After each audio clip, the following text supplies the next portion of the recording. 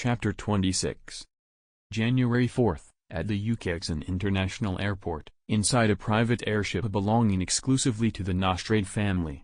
Ush, having already said goodbye to his family, was now sitting comfortably on a sofa next to Nyon in one of the luxurious lounges aboard the ship. Around them stood Orisha, the other maids, and Skuvara along with several bodyguards, all standing quietly. "Ush, I've been reading the message over and over," Nyon said, squinting at her phone. "Why did the Hunter Association only send us the name of the city, Kent, but no detailed address?" Ush chuckled at her confusion. If they just handed out exact locations, wouldn't the Hunter Association be drowning in people every year? "This part of the journey is technically a preliminary trial," Orisha explained it gently from the side. "But how are we supposed to get to the test location if we don't even know where it is?" Nyon groaned. "Wait. I can use my prophecy. Ush, quick, write down your birthday.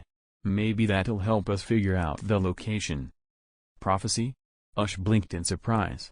He had originally planned to say he already knew the location, but now his curiosity was piqued. He hadn't seen Nyon's ability in action yet. Taking the pen and paper Nyon handed him, Ush quickly wrote his name, date of birth, and blood type. Before he could hand it over, Nyon snatched the paper and pen right out of his hands. A moment later, her eyes went blank, her Nen ability activating. A green, squinting, wide-mouthed creature appeared above her right hand. The automatic writing angel, the root of her prophecy ability. It allowed her to predict events up to a month in the future. Typically, it wrote in 4 or 5 poetic stanzas, each representing a week's worth of events. Scratch, scratch. Nyon's hand, now guided by the beast, quickly began writing Ush's monthly prophecy on a page with his details. When it was done, she handed it over casually. "Here. Can we get to the test site?" Nyon asked eagerly. She didn't look at what she wrote, not because she wasn't curious, but because she believed that reading her own prophecy would render it inaccurate. Ush took the paper and read it carefully. "On that grand day, the empty field is spectacular, but don't ignore the aroma next to it. You who send your relatives are orderly in the next test. Trap raid, it is best to carefully observe the surrounding environment. In the spotlight, you will get what you deserve, and it is better not to trust the clown. Go back. In the starting place, you will receive the final trial." Amazing. And surprisingly clear. The first line likely referred to the open plaza at the Hunter exam site, and the aroma must be from the nearby barbecue stall. The second line? Send your relatives, that had to be Nyon. It meant she would withdraw from the exam during the second phase. Which made sense. She hadn't trained her Nen, and aside from her prophecy ability, she was basically just a regular girl. The third line clearly referred to the trap tower phase. The fourth? Ush guessed it meant he would pass the exam, but warned not to trust the clown. Probably referring to Hisoka. The last line, return to the starting place and final trial? That likely meant the true test would be waiting back in Ukeikson. Overall, there were a lot of positive outcomes. And very few dangers. Ush was seriously impressed by how accurate and insightful Nyon's prophecy was. "Well, looks like we're good. We'll definitely make it to the site," Ush said with a smile, handing her the paper. He didn't mention the part about Nyon dropping out during the second phase. After all, the test hadn't started yet, and if she knew in advance, she might stubbornly try to stay longer just to prove something. Better to let things play out naturally. "Great. Orisha, let's go," Nyon said excitedly. "Yes, miss." Orisha nodded and passed the instructions to the airship pilot. Soon, the airship took off, its destination, Kent City. While Ush and Nyon made the journey in comfort, candidates from across the world were scrambling to reach Kent using every method available: planes, trains, ships, and foot travel. Some of those vehicles, like the Dionysus that Gon had boarded in the anime, were even operated by Hunter Association agents, designed to test candidates before the exam officially began. There weren't many as relaxed as Ush and Nyon. But they weren't the only ones. either. The airship flew through the skies for a full day and night, finally arriving in Kent City on January 5th. That gave them more than a day to spare before the Hunter exam gathering window, which ran from 7 a.m. to 12 noon on January 7th. Naturally, the Hunter Association wouldn't expect candidates to sit around on the exam grounds for a day and a half. So, Ush and Nyeon would have to wait nearby. "This is perfect. We can go sightseeing," Nyeon squealed, practically bouncing in place. Ush shrugged. "Sure. Why not?" With his approval, Nyeon immediately turned into a shopping tornado. Within minutes, she had launched into full spree mode: bags, trinkets, clothes, snacks. Buy, buy, buy. Ush stood by with a twitching eyebrow, watching helplessly. Yup. This is what people meant by shopping madness. Chapter 27. On January 7th, in the vast square of Kent City, Ush arrived with Neon and a group of bodyguards and maids. "Wow, is that building the venue for the Hunter exam?" Neon looked at the structure ahead, feeling that the Hunter Association seemed to be doing quite well, at least on the surface. Noticing where Neon was pointing, Ush gently turned her head a little toward the small yakiniku restaurant nearby. "It's actually that one," Ush said slowly. As his words sank in, Neon's eyes widened. Even the people around them who hadn't experienced the Hunter exam before covered their mouths in disbelief. Compared to the surrounding high-rise buildings, the yakiniku restaurant was just a one-story shack. Its appearance was plain, even shabby. "No way. It's so small. How can you hold an exam in there?" Neon said in disbelief. "It's hard to believe, but it's true," Ush replied with a firm smile. Whether it was his knowledge of the original story or Neon's prophetic poem, everything had lined up. So Ush had no doubts. "I don't believe it. I'm going in to see for myself." Neon still refused to accept it. She couldn't believe that an exam as globally influential as the Hunter exam could be held in such an unimpressive place. Ush didn't stop her. They had to go in anyway. How else could they participate in the exam? However, the restaurant wasn't spacious. It would be fine for just him and Neon to enter, but Risha, the bodyguards, and the maids would be better off staying outside. "Find a place nearby and wait for my call," Ush instructed Rinchen and the others. "Yes, young Master Ush," they responded promptly. After witnessing Ush's strength firsthand, his words carried significant weight in the Nozer family. As for Risha and the others being left behind, Neon had no complaints. On the contrary, she was thrilled. To her, the constant presence of bodyguards and maids was nothing short of annoying.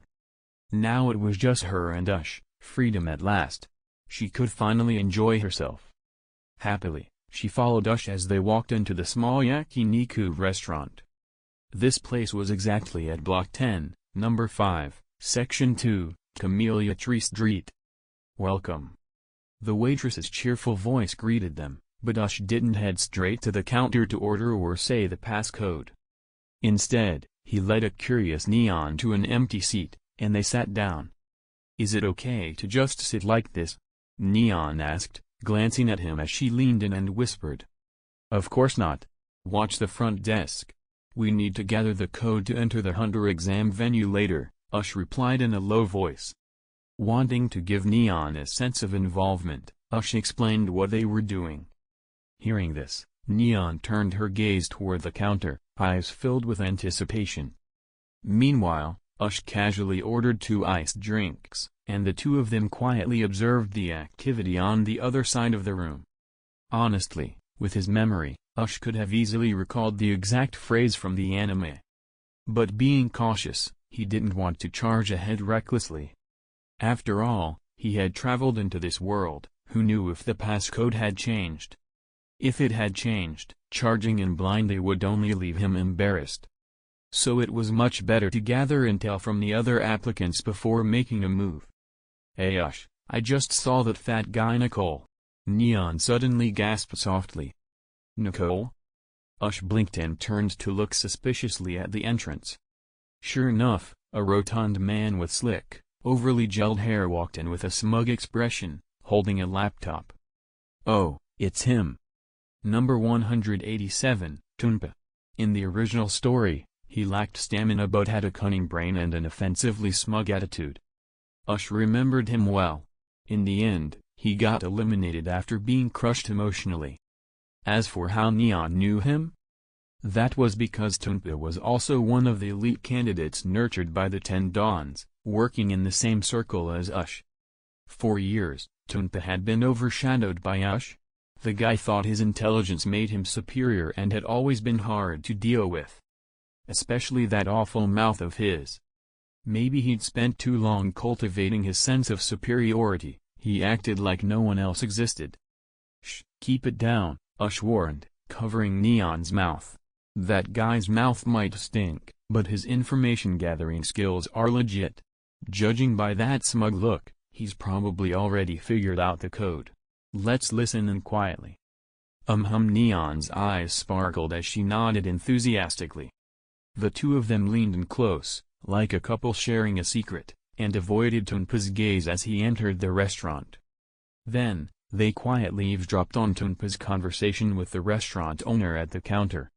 The boss casually asked, "What would you like to eat?" Tunpa replied confidently, "Double combo." "How would you like it cooked?" "Boom roast." "How many servings?" "1. "Alright, please head inside." After completing the passcode exchange, Tunpa looked even more pleased with himself. He adjusted his hair and followed the waitress into a private room. "Oh, that's the code?" Neon whispered, a little disappointed. "That's way too simple." "Yeah, it's simple, but he did get in," Ush said, breathing a quiet sigh of relief. He'd been worried the code might have changed after all. Thankfully, he hadn't blurted out some random phrase in misplaced confidence. His caution had paid off. Otherwise, he would have made a fool of himself. "Then let's go say the code now," Neon said eagerly. To her surprise, Ush stopped her. Seeing her confused expression, he shook his head. "No rush. We'll go in a bit." Chapter 28. Wow, so the Hunger exam venue is underground. No wonder the yakiniku place above was so small, Neon exclaimed, curiously pacing around the elevator disguised as a private room. Ush, meanwhile, was calmly eating and packing up some portable food on the side. He knew there would be a long stretch ahead without a chance to eat. After all, the next phase of the exam would take place in an extremely long underground tunnel. As for Neon, based on her current state, Ush already suspected she'd be sent home during that very phase. That being the case, whether she ate or not didn't really matter. Before Ush could finish his meal, the elevator arrived at its destination, 100 floors below ground. Carrying a small bag of food, a bun, and a glass of water, Ush stepped out, followed closely by an overexcited Neon practically bubbling over with curiosity. He walked in front, shielding her somewhat, concerned that the atmosphere might overwhelm her. Buzz. As Ush and Neon stepped out, the other examinees, who had been waiting for some time, turned their attention to the pair. In an instant, a heavy pressure filled the air, bearing down on both of them. Ush remained unaffected. But Neon, on the other hand, and even Uak, who was hidden, felt the oppressive weight. If Ush hadn't helped absorb most of the pressure, Neon might have turned around and quit on the spot. The intensity here far exceeded that of dealing with the Nozer family's own mafia enforcers. "Don't worry, everything will be fine," Ush said gently, offering her a reassuring smile. Seeing his calm expression, Neon nodded and composed herself. Before long, the lively version of Neon returned. That's when she spotted Tunpa and his shocked expression. "Thanks for the code, it really worked," Neon said sweetly to Tunpa. Though it sounded like gratitude, anyone with half a brain could tell she was mocking him. The eyes of nearby candidates turned toward Tunpa, their expression shifting. It was as if they were saying, "Wow, you let her just lift that code from you that easily. What an idiot." Tunpa's face flushed bright red. His eyes locked on Ush with visible fury. He hadn't even considered that Neon might have figured things out on her own. In his mind, it had to be Ush's doing. Which, to be fair, was mostly true. Still, poor Neon, so underestimated. Ush? Don't you feel ashamed of yourself, using such underhanded tricks to pass the exam? Tunpa suddenly shouted, enraged. At his outburst, many of the other applicants who had used similar intel-gathering tactics turned toward him with annoyed glares. His shouting was practically begging the examiners to crack down on them all. He was painting a huge target on himself, and showing just how naive he really was. Huh? What else could I be doing? Ush asked with mock confusion, eyeing Tunpa like he was the weird one. He thought about it for a second and genuinely couldn't understand what Tunpa was proud of. Have you forgotten your place on the top 3 talent ranking list? Tunpa barked, growing even more agitated. Clams? Ush thought. Is that really something to be proud of? What kind of values had this guy's parents taught him? If he thought a list like that was all that mattered, no wonder he'd crumbled after just a few hits from low-tier threats like Tunpa himself.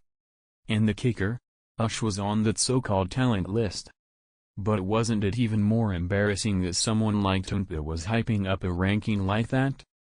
Didn't he realize how ridiculous he sounded? Then again, wait a minute, Ush thought, didn't I used to care about that list too, before I regained my memories? Gone. Shut up, Ush said simply, stepping forward and shoving a bun into Tunpa's mouth before he could say anything even more embarrassing. Tunpa struggled furiously, finally spitting out the bun and glaring at Ush. Even if you outrank me by 1 spot, that doesn't give you the right to insult me like this, he shouted. We're in the hunter exam now, Ush replied coldly. Unless you can beat me, don't waste your breath. Faced with Ush's firm tone, Tunpa simmered down. Then, realizing the stares he was getting from the other applicants, he adjusted his outfit and tried to regain some dignity. Fine. I accept the challenge. I won't lose, Tunpa said seriously. All right. Good luck, Ush replied, waving a hand dismissively. Tunpa may have been annoying, but he wasn't that bad. His temper wasn't terrible, and while his mouth was foul, it wasn't the kind of thing that warranted harsh retaliation. Having handled the minor commotion, Ush walked back over to Neon. That jerk. He called us cheaters. But we followed the rules, didn't we? He's the one cheating, Neon said furiously the moment Ush returned. You're right, Ush replied calmly. This is the hunter exam. Intelligence gathering is one of the skills being tested. Just then, a humble-sounding male voice chimed in beside them. In other words, as long as you're able to gather information, no matter the method, it's valid. It's not cheating. Ush and Neon turned toward the speaker and saw a sturdy-looking middle-aged man smiling kindly at them. Ush recognized him instantly, Tunpa, the infamous rookie crusher. This year, he was applicant number 16, a seasoned veteran of the hunter exam. Though Tunpa appeared friendly, Neon wasn't buying it one bit. Who are you? She snapped without hesitation. Ah, hello. My name is Tunpa, and I'm a fellow applicant this year. Tunpa replied, a little thrown off by her attitude, but still trying to maintain a polite tone. Neon's face twisted in even more obvious displeasure. And so what? Ush couldn't help but grin, choosing to say nothing as he watched the scene unfold with amusement. Chapter 29. The rookie crusher getting rejected by a rookie made many of the surrounding candidates quietly chuckle. Well, I just wanted to share some intel about the other participants. But if you're not interested, I'll just keep it to myself, Tunpa said, attempting a reverse psychology tactic. Then go, Neon replied crisply. Huh? Wait, what? You're actually letting me leave? Tunpa was stunned. He'd expected Ush or Neon to stop him and ask for info, but things weren't going as planned at all.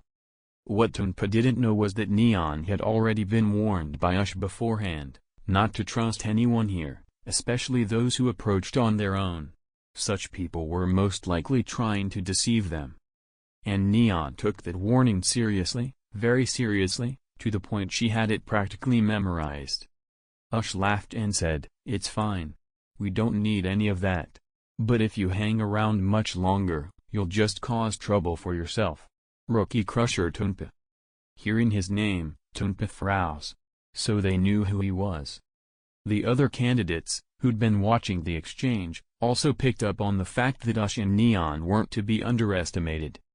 With that realization, their attitudes shifted quickly. At the very least, they no longer stared so openly at the two. Tunpa awkwardly laughed and retreated. Nobody paid him any further attention. Meanwhile, Ush led Neon to stand beside the tunnel wall. Sitting here wasn't an option, it was filthy. And since they hadn't brought any chairs, standing was their only choice. Neon, now stuck in a poorly lit, cold underground tunnel, was clearly displeased. "This is the hunter exam?" she muttered, her tone dripping with disappointment. "We haven't started yet. We're just a little early, it'll be at least a few more hours," Ush replied, glancing at her. But in his heart, he was already wondering whether she'd quit before the exam even started. "Hello. Here are your number badges. Please pin them on the front of your chest," came a voice just then. A bean-faced man had approached and handed them 2 number plates. Numbers 188 and 189. Right after Tunpa, who was number 187. Ush took badge 188 and pinned it casually to the front of his shirt. Neon mimicked him but struggled to get hers on properly. After several failed attempts, she turned to Ush for help. Smiling, Ush took badge 189 from her hands and pinned it gently to the front of her shirt, drawing envious looks from nearby candidates. Naturally, such close contact couldn't help but include a few brushes and bumps here and there. But Neon didn't mind in the slightest. She just admired her number with delight, then whipped out her phone to take a selfie. Many candidates looked on in confusion. Had they walked into a tourist site instead of the hunter exam? Otherwise, how could someone like Neon be here, taking selfies like she was on vacation? Even Ush was briefly taken aback. Then he just chuckled. But really, he didn't care. Of all the people here, the only ones worth paying attention to were Hisoka and Illumi, the two truly dangerous ones. And right now, Illumi hadn't even shown up yet. Only Hisoka was present. But as for Hisoka, Ush wasn't worried. Even though Hisoka's aura was stronger and his power level higher. Hisoka's nen was a regular type, while Ush's was completely broken. That meant Ush had a one-sided advantage in battle. A fight between the two would simply be Ush mercilessly beating Hisoka to a pulp. Granted, killing Hisoka outright would be tough, his aura control was high and persistent. But either way, there was no one Ush needed to fear right now. His only real concern was whether anything would interfere with the exam itself or with him acquiring a complete set of nen cultivation techniques. About half an hour passed. Neon, now visibly restless, said with a pout, "Ush, I'm tired." "Well then, do you want to head back up? I can call someone to wait for you above," Ush offered with a smile. "No. I have to take the hunter exam, with you," Neon declared, pumping herself up. But her body said otherwise.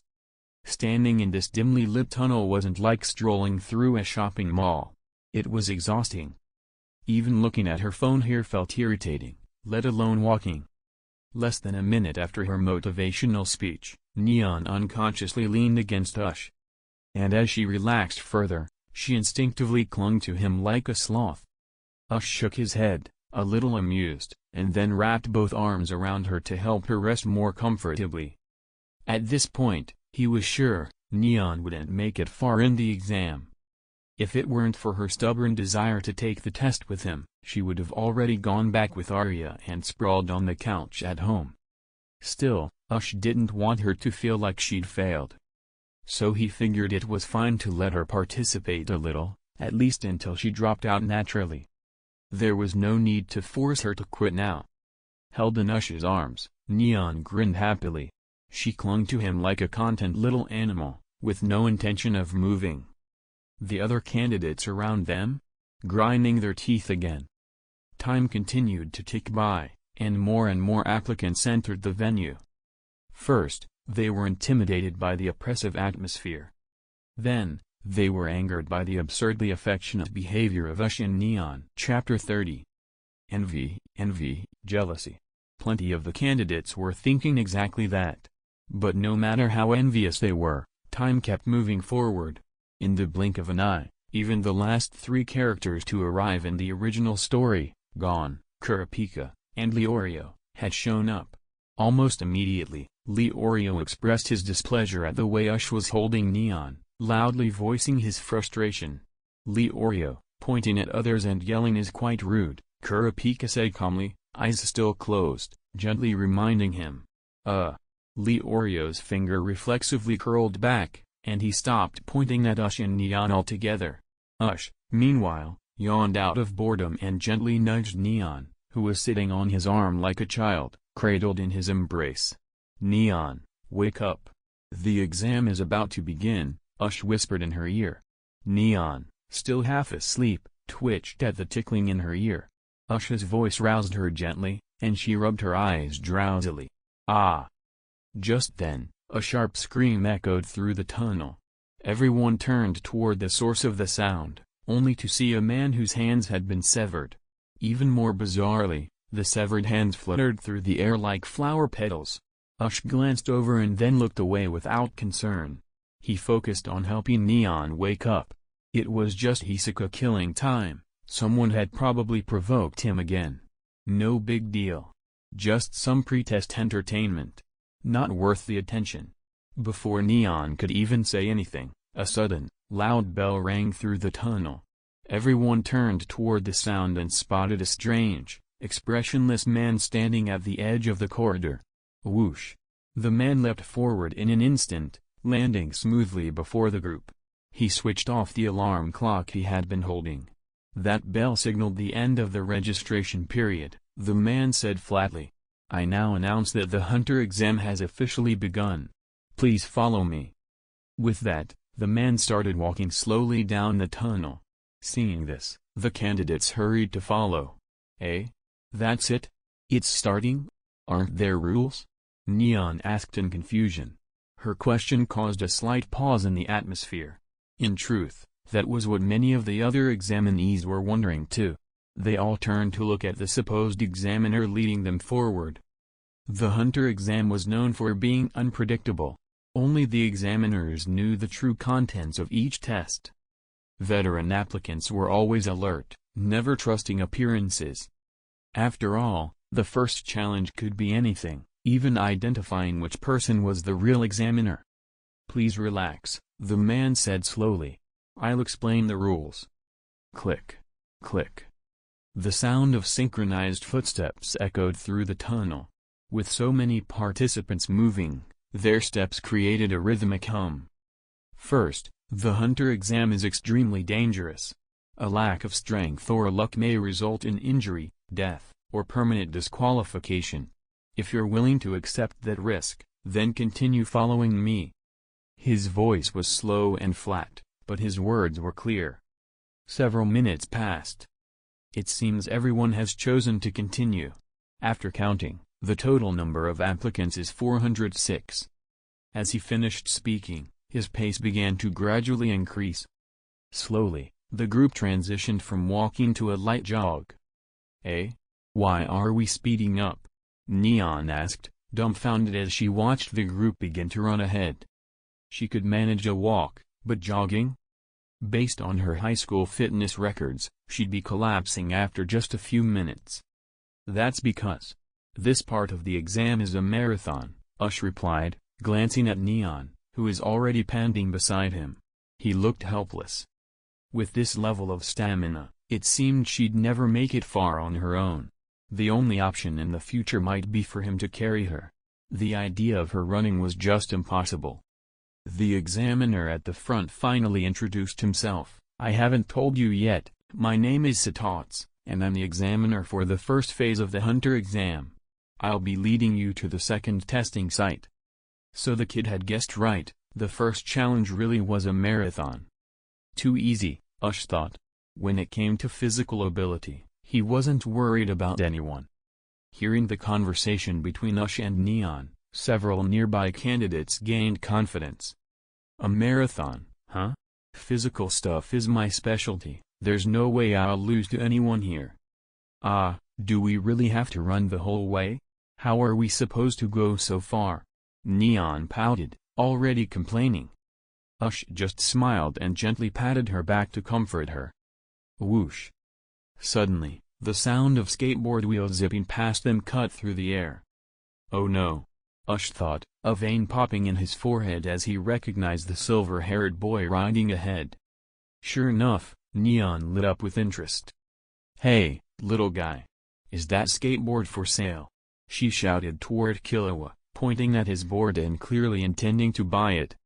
But the Zoldyck family's fortune was far beyond that of the Nozer family. There was no way Killua would sell his prized skateboard, especially not for money. Killua glanced briefly at Neon, then at Ush. His instincts flared immediately. Danger. He'd felt this kind of presence before, from people like Isuka or Illumi. 3 dangerous individuals in the very first test of the exam? Killua had no intention of getting involved. Whoosh. With a quick push, Killua blasted forward on his board without a word, quickly joining a different group up ahead.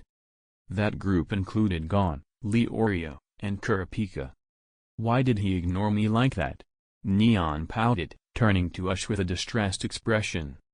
She wasn't used to being dismissed, especially by a kid. Because he's not short on money, Ush said, chuckling as he tried to console her. Hearing this, Neon could only sigh. She wasn't trying to rob him, she just wanted to buy his board. But if someone didn't want to sell, there was nothing she could do. Still, this running stuff was exhausting. Chapter 31. Ush, I'm tired, Neon panted, coming to a halt. Seeing Neon's exhaustion, Ush nodded and said, yeah, I noticed. Phew. Ush, you should keep going. I'll be fine on my own here, Neon urged, flustered that Ush had also stopped because of her. She had joined the Hunter exam to be with Ush, not to hold him back. Since she couldn't keep going herself, she was willing to quit. After all, she didn't really need to become a hunter. But Ush was different. Neon could tell, he had ambition. He truly wanted to pass the exam and earn his license. She didn't want to be the selfish woman who ruined it for him. Hearing her flustered urging and seeing the anxious look in her eyes, Ush smiled. This little girl, apart from some eccentric collecting habits, she was almost too pure. Before, he might have only cared about Neon's appearance. But now, Ush had fallen for her soul, too. What's the difference? Well, not much. Now, while he still desired her physically, he also cherished her emotionally. Without another word, he squatted down, and in Neon's puzzled gaze, Ush scooped her up into his arms. I'll take you back first, he said with a grin. Ignoring the amused and mocking stares of the other candidates, Ush turned around and vanished in a single step. By the time they reappeared, they were already back at the starting point. Leave Neon here alone while he went back to continue the test. How naive would someone have to be to think that was a good idea?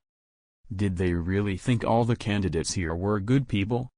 Neon was a beautiful girl, and an ordinary one at that. If she was left by herself in the Star Tunnel, who knew what might happen? Ush understood one thing very clearly, never test someone's character. Because doing so would only show you how little of it there is when things fall into chaos.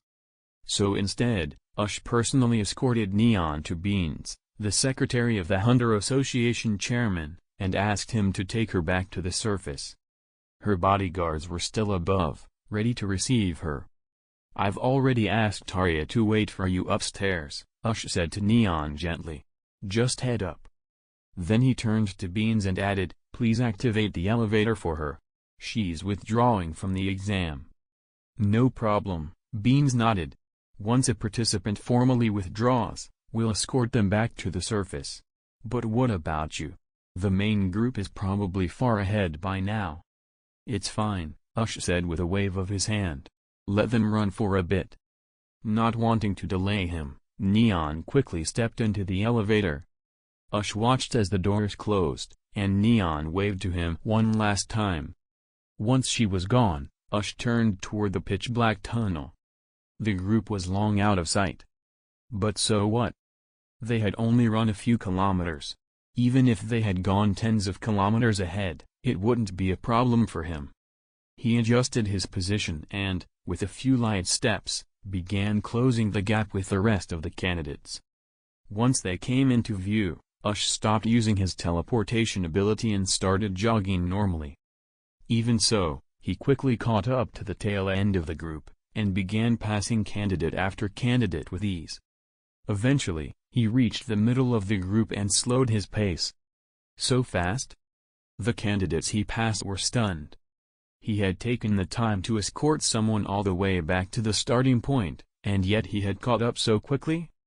And worse, he wasn't even sweating. He must have gone full speed the whole way, and yet he looked completely relaxed.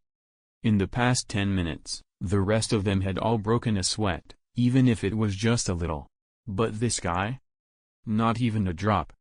It wasn't a good sign. The candidates who were sweating suddenly realized something unpleasant. Their group had already fallen behind, physically, compared to the stronger candidates ahead. It was a tough pill to swallow, but the truth was staring them in the face. Ush, however, didn't care about any of that. The only reason he'd settled into the middle of the group was because Tunpa, the fat guy, had stopped him. What is it? You're running a marathon, still lugging around the laptop, and now you want to chat? Can your stamina even keep up? Ush asked casually. I can. I totally can. Don't forget, when it comes to physical stats, I was ranked ahead of you, Tunpa snapped indignantly. Ush gave a helpless shrug. He wasn't wrong. Back before Ush had regained his memories or awakened his nen, Tunpa's physical fitness had been better. Which was honestly baffling. Ush was lean and well-proportioned. Tunpa was not. Yet somehow, in the physical fitness test, Tunpa had scored higher. What could he say? It made zero sense, but it was the truth. All right. So what do you want? Ush asked, waving a hand dismissively. Honestly, it wasn't the worst thing to run into a familiar face. The exam would go on for quite a while. Having someone to talk to made it more tolerable. Who wanted to jog in silence the whole way? That's no fun. Ush's eyes casually drifted toward the laptop wedged under Tunpa's left arm. Now that might be good for passing the time. Chapter 32. Why did you even come to take the hunter exam? When I first heard the news, I thought you'd gone crazy, Tunpa, referred to as Nicole here asked, looking at Ush with a curious glint in his eye. And you? What's your reason? Ush replied casually, shrugging off the question. Tunpan answered proudly, aside from the people on the talent list, these other candidates are all trash. I want to pass this hunter exam and fully establish my dominance. That way, once we enter university, I'll definitely be considered the top talent. Ush blinked, caught off guard by the answer. He hadn't considered that kind of reasoning before. How arrogant did you have to be to think the hunter exam was just a stepping stone for proving your own superiority? For a moment, Ush's expression turned a bit odd as he looked at Tunpa. Because he already knew, this guy wouldn't even pass the exam. He'd likely be eliminated soon. What a waste. If Tunpa had actually entered university or awakened Nen, his potential as a genius among ordinary humans wouldn't have been too bad. Ush figured Tunpa could at least reach the level of a first-class Nen user. But unfortunately, they were rivals. Whatever talent Tunpa had didn't matter to him, unless he submitted, which Ush doubted would ever happen. Well, good luck with that, Ush said nonchalantly. Truthfully, if Tunpa hadn't stopped him, Ush would have kept running ahead. But now that he'd noticed Tunpa's laptop, he decided to stick around. Luckily, Tunpa stopped talking and began conserving his energy. After all, who knew how far it still was to the second exam venue? Time passed quickly. Thanks to the weight-manipulating effects of the kilogram fruit, Ush's body felt almost weightless. He didn't even need to exert much effort, just flexing his ankles slightly let him glide forward by several meters. His running style was now almost identical to the lead examiner, Satat's. Naturally, this kind of display shocked many of the surrounding candidates. Especially Tunpa. He'd assumed Ush was physically weaker and would tire out quickly. But instead, Ush was flying along effortlessly, with no sweat at all. The surprise was so huge it was actually terrifying. This time, Tunpa didn't accuse him of cheating. Because this was pure strength, undeniable and earned. He had to admit it. The only reason he'd made a fuss earlier was because Ush and Neon had snatched information from him. That had bruised his ego. If it had happened to someone else, he wouldn't have cared, in fact, he might have laughed. Now, however. Huff. Huff. Running beside Ush, Tunpa no longer wore that smug look like he was in total control. He was panting heavily, sweat pouring down his face and soaking his shirt. He wasn't at his limit yet, but he was getting there. If this kept up, there was no way he'd make it to the finish. By this point, it was only the third hour of the first phase. The candidates had already run around 40 kilometers, and compared to Tunpa, most others were doing much better. Well, there was one exception. That person was even worse off than Tunpa. Leorio. Having fallen behind them earlier, Leorio was now gasping for breath like a bellows, absolutely drenched in sweat. His running form had completely deteriorated, and it didn't look like he could keep going much longer. And yet, humans were amazing creatures. Sometimes, when pushed to their limit, they'd unleash unexpected strength. "I'm not losing here," Leorio roared, then surged forward with a burst of desperate speed. Ush noticed he had ditched his briefcase to reduce weight, and it seemed to be working. Seeing this, Tunpa gritted his teeth in frustration. He'd been hoping Leorio would be eliminated soon, but now the guy had found a second wind? "I think it's because he dropped his baggage," Ush said with a smirk, drifting closer to Tunpa. "So, how about it? Wanna give me that laptop?" He leaned in, voice smooth and teasing. "Absolutely not," Tunpa growled through gritted teeth. "Oh, really? Then you're fine being the first one eliminated?" Ush asked in mock surprise, as if genuinely baffled. Tunpa clenched the laptop so tightly it was like he wanted to bash Ush over the head with it. But Ush's words hit their mark. Tunpa had to consider it. He didn't want to lose, not like this. After a long internal struggle, Tunpa finally handed over the laptop. Because deep down, he couldn't afford to be eliminated, not here, not yet. Ush accepted it without hesitation, immediately flipping it open under Tunpa's watchful gaze. Tunpa assumed Ush wanted to check the intel he'd collected. That made him feel a little proud. But to his surprise, Ush didn't open the intel files at all. Instead, he started looking for anime or movies to watch. After a few minutes of searching, Ush looked confused. "Where do you keep your anime and movies?" he asked Tunpa, tilting his head. "What?" Tunpa stared at him in disbelief. Then, practically yelling, he barked, "I would never waste my laptop space on that garbage." Ush blinked, disappointed. With a sigh, he settled for one of the tiny built-in games the system had installed. Still, it was way better than 3 hours of running in silence. Tunpa, meanwhile, could only glare at him in frustration, his jaw clenched so tightly it looked like it might break. "The battery's almost dead," he muttered stiffly through his teeth. "Then why didn't you bring a battery pack?" Ush shot back, half amused, half incredulous. Chapter 33. Tunpa, who'd been left speechless by Ush's jab, ran forward in frustration. But with the weight of the laptop finally off him, he genuinely felt a lot lighter and more relaxed. As for Ush, he kept one eye on the battery icon in the corner of the screen, silently willing the laptop to hold out just a bit longer. Time continued to pass. Before long, the candidates had covered over 80 kilometers. Thanks to ditching the laptop, Tunpa was surprisingly still holding on. But his condition? Clearly deteriorating. Ush could already tell, Tunpa wouldn't last much longer. Just a few more kilometers and he'd be done. Sure enough, after another 6 kilometers, Tunpa was panting like a dying animal. Sweat had soaked through his clothes, and his previously neat and intellectual appearance had completely collapsed. Now, he looked like a staggering zombie, his pace barely faster than a casual walk. Ush didn't pay much attention to him. He simply looked down at the nearly dead laptop in his hands and figured it was almost time to return it. And just then, Tunpa's enemies made their move. Dongba, who had been keeping tabs on the lagging candidates, initiated his plan. He paid the Morley brothers to provoke Tunpa, hoping to mentally break him before he reached the end.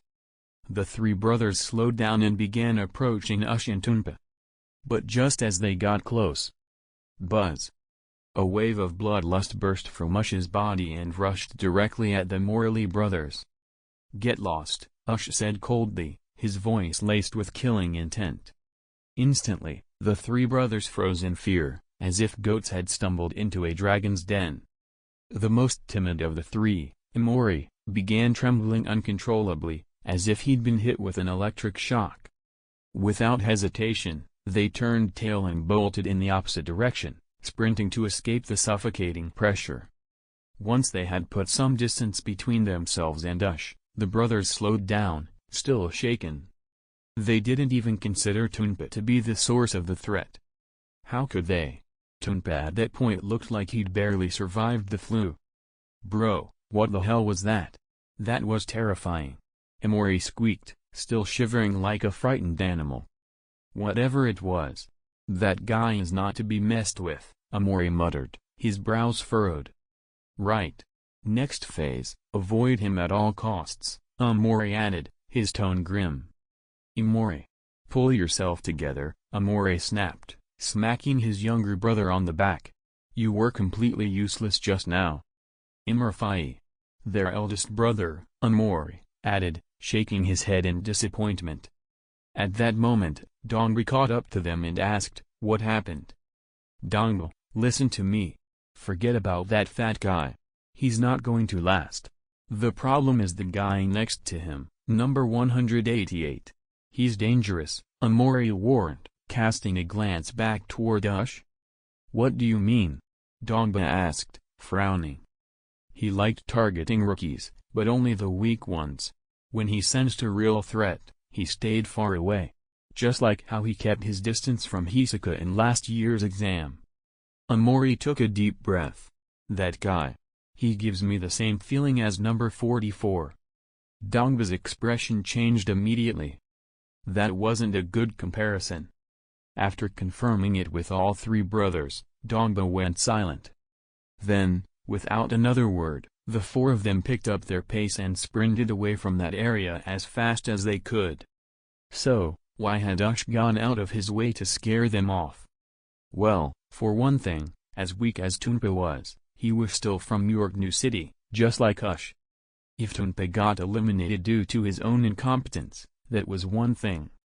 But if he got humiliated by others in front of the entire world, it would reflect badly on York New itself. Ush understood that perfectly. The place you're from inevitably shapes your identity, and your obligations. Since he bore the label of York New, he couldn't just ignore things that would tarnish its reputation.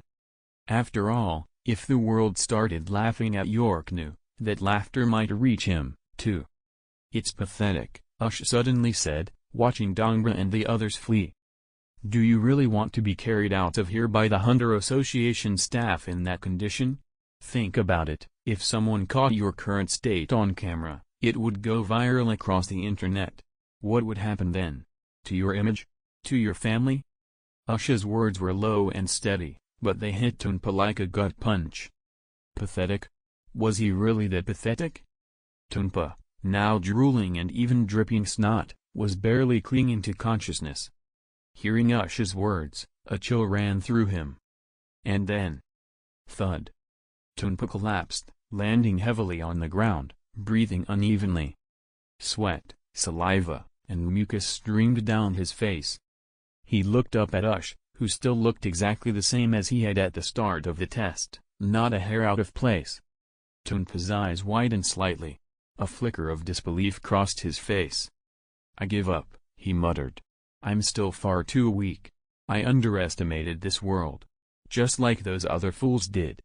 He looked away, wiping his face with his sleeve, trying to regain some dignity. "Good," Ush replied with a faint smile. "If you'd kept going like this, I might have had to kill you before you embarrassed yourself completely." Tunpa's entire body stiffened. Because he knew, Ush wasn't joking. "I really can't run anymore," Tunpa said quickly, trying to make things clear. Ush gave him a glance, then tossed the dead laptop back into his lap and turned to leave. Chapter 34. By this point in the Hunter exam, the candidates had already run 90 kilometers non-stop. And all of it in under 6.5 hours. The pace wasn't particularly fast, but it was a massive test of endurance. After returning to the middle of the candidate group, Ush looked around at the panting, exhausted participants and gently shook his head. These people won't last much longer. Especially since what lay ahead wasn't flat ground, it was a long flight of stairs. Running on level ground and climbing stairs required completely different energy reserves. Sure enough, after only a few dozen steps, candidates began to collapse one by one, falling to the ground and gasping for air. They had already been pushed to their limits. Expecting them to summon some kind of second wind now? Impossible. Which was why Leorio's existence felt nothing short of miraculous. He had looked ready to drop several times already, yet somehow kept pushing forward. To keep going under those conditions, if that wasn't a miracle, what else could it be? Well, maybe it was protagonist aura? No way that's real. Right? Ush thought, squinting skeptically. As he ran, Ush looked ahead and spotted two familiar figures, the shirtless Leorio and Kurapika. He wasn't surprised by Kurapika's presence, but if this world really had something like protagonist aura, then the rules of reality here were a bit suspicious. Caught up in this thought, Ush didn't even register what they were saying. Time ticked by. Eventually. Forget it. Even if protagonist aura is real, it's not like I can do anything about it with my current strength. Ush muttered to himself with a small shake of his head. And besides, it's not like I have any real conflict with those four protagonists, not yet, anyway. If such an aura did exist, it would be governed by the rules of this world. And right now, Ush was nowhere near strong enough to meddle with that kind of force. At the very least, he'd need to rise to the same level, or surpass it. In other words, he'd need to reach the level of an immortal. Easier said than done. But since it wasn't something he could control right now, there was no point in overthinking it. "Money, money, money. I need money," came a loud voice from up ahead. It was Leorio, the future doctor who dreamed of offering free medical care to the poor. And it was precisely that dream that had driven him to take part in the Hunter exam, despite how dangerous it was, even at the risk of losing his life. Belief mattered. In a world where Nen was fueled by desire and will, beliefs were more than just ideals, they were power. This was especially true in a world of supernatural forces, where belief directly influenced strength. But if that belief crumbled, the power went with it. Ush pushed those thoughts aside and looked up ahead. They were nearing the exit of the tunnel. Seeing this, Ush increased his speed slightly. Thanks to the weight-reducing ability of the kilogram fruit, his body weighed only 1 kilogram. With a single push, he effortlessly glided up several steps. Soon, he'd reached the first echelon. "Look! The exit," someone shouted in excitement. All the candidates reacted instantly, quickening their pace. A beam of light struck Ush's eyes directly. After spending so long in the darkness, the sudden brightness was jarring. He blinked a few times, rubbed his eyes, and slowly adjusted to the light. Once his vision cleared, the scene before him took his breath away. They had entered the Numir wetlands. A vast forest stretched endlessly into the distance, shrouded in a misty fog. The air was damp, and visibility was low for most people. But not for Ush. His enhanced vision allowed him to see several kilometers ahead as if the mist weren't even there. He spotted all kinds of strange plants and exotic beasts, creatures he'd only ever seen in rare bestiary catalogs back in York New. But seeing them in person, it was something else entirely. Boom. As more candidates emerged from the tunnel, the entrance gate slammed shut behind them. This is the Numir wetlands, also known as the Swindler's Nest. Satots, the examiner, finally spoke again. This area is the only path to the second phase of the exam. Many of the creatures that inhabit these wetlands are natural predators, and worse, many of them are cunning deceivers. They'll use every trick imaginable to fool travelers. Deception is a survival instinct in this place. So be careful. One moment of hesitation could cost you your life. His explanation sent a wave of unease through the crowd. All the candidates immediately took it to heart, mentally warning themselves to stay on high alert. Now, follow me, Satots said calmly, turning around to continue leading the group toward the second testing site. But as he turned, Ush noticed something others didn't. Satots' gaze subtly shifted toward a secluded spot near the tunnel entrance. Ush wasn't surprised. He had already sensed the hidden presence beyond the tunnel. Unlike the others, he hadn't noticed Satots' glance first. He had sensed the presence before and then confirmed it with Satots' eye movement. Liar. He's lying. Suddenly, a voice rang out from behind the crowd. All the examinees jolted in shock and turned to look at the source. Satots remained calm, unfazed. This, too, was clearly part of the exam. Chapter 35. Under everyone's gaze, a short-haired man, badly injured, staggered out from a side passage near the tunnel entrance. He was dragging a thin creature in his left hand, while his right hand clutched his left waist in pain. Then, he pointed directly at Satots, standing in the middle of the group, and shouted loudly. "He's a fake. I'm the real examiner." To prove his claim, the man threw the creature he'd been dragging, a man-face tape, onto the ground and urged everyone to compare them. Sure enough, the appearance of the man-face tape sent a wave of unease through the candidates. The creature looked far too similar to Satots. Seeing the uncertainty spread among them, the man pushed harder, explaining the traits of the man-face tape to shake the candidates' trust in Satots. And honestly, Ush found the entire thing painful to watch. Even if he didn't know the plot, or even if the plot had changed, as long as he had Nen awareness, there was no way he'd believe a hunter examiner could be seriously injured by something like a man-faced ape. Think about it, if that kind of creature were strong enough to injure an examiner, would it need deception to hunt? With that kind of power, only Ush, Hisoka, and Illumi would stand a chance of surviving its attack. Among the remaining candidates, maybe only Hanzo and Killua could escape alive. Besides, if this place were truly that dangerous, the Hunter Association wouldn't use it as a test site. The examiners weren't suicidal. So this entire scene? Nothing but a farce. And to someone like Hisoka, already bored with how slow things were moving, it was the perfect opportunity to make a statement. Swish. A flurry of playing cards imbued with a small amount of aura flew forward, targeting both the short-haired man and Satots. Satots casually caught the cards midair with 2 fingers. But the short-haired man? He didn't react at all. His head was sliced open in an instant. The other candidates, unable to react either, stared at the fallen man in horror. Gulp. Someone audibly swallowed. Ush didn't pay any attention to the reactions around him, nor did he care about Hisoka's brief explanation afterward. Because he'd already guessed why Hisoka acted when he did. Yes, he wanted to test Satots. But more than that, Hisoka didn't want the man-face tapes messing up his fun. After all, if some candidates were lured away by the ape's deception, Hisoka's examiner game would be a lot less exciting. Realizing this, Ush turned his gaze toward Hisoka, who stood nearby chatting with Satots. At the same moment, Hisoka's eyes flicked toward Ush. Ah. Looks like I've become one of his targets too. Ush smirked and shrugged. So what? If it came to a fight, then it was simple, either he dies, or I live.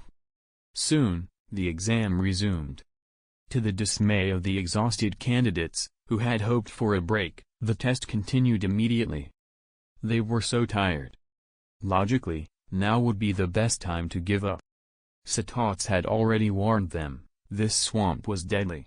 One wrong step could mean death. This was the perfect point to bow out safely. But no one did. Which meant many of them were about to die here. Ush didn't care. The moment the second leg of the marathon began, he locked onto Satots and stuck to him like glue. By doing so, he avoided all the swamp's deceptive hazards. Wherever Satots went, Ush followed. If Satots jumped, Ush jumped. If Satots took a detour, Ush took the same detour. If Satots stepped somewhere, Ush stepped in the exact same spot. If he still fell for one of the swamp's tricks after that, well, then Satots was probably the one setting him up. But Ush was sure, this phase was clearly designed to test endurance and observation.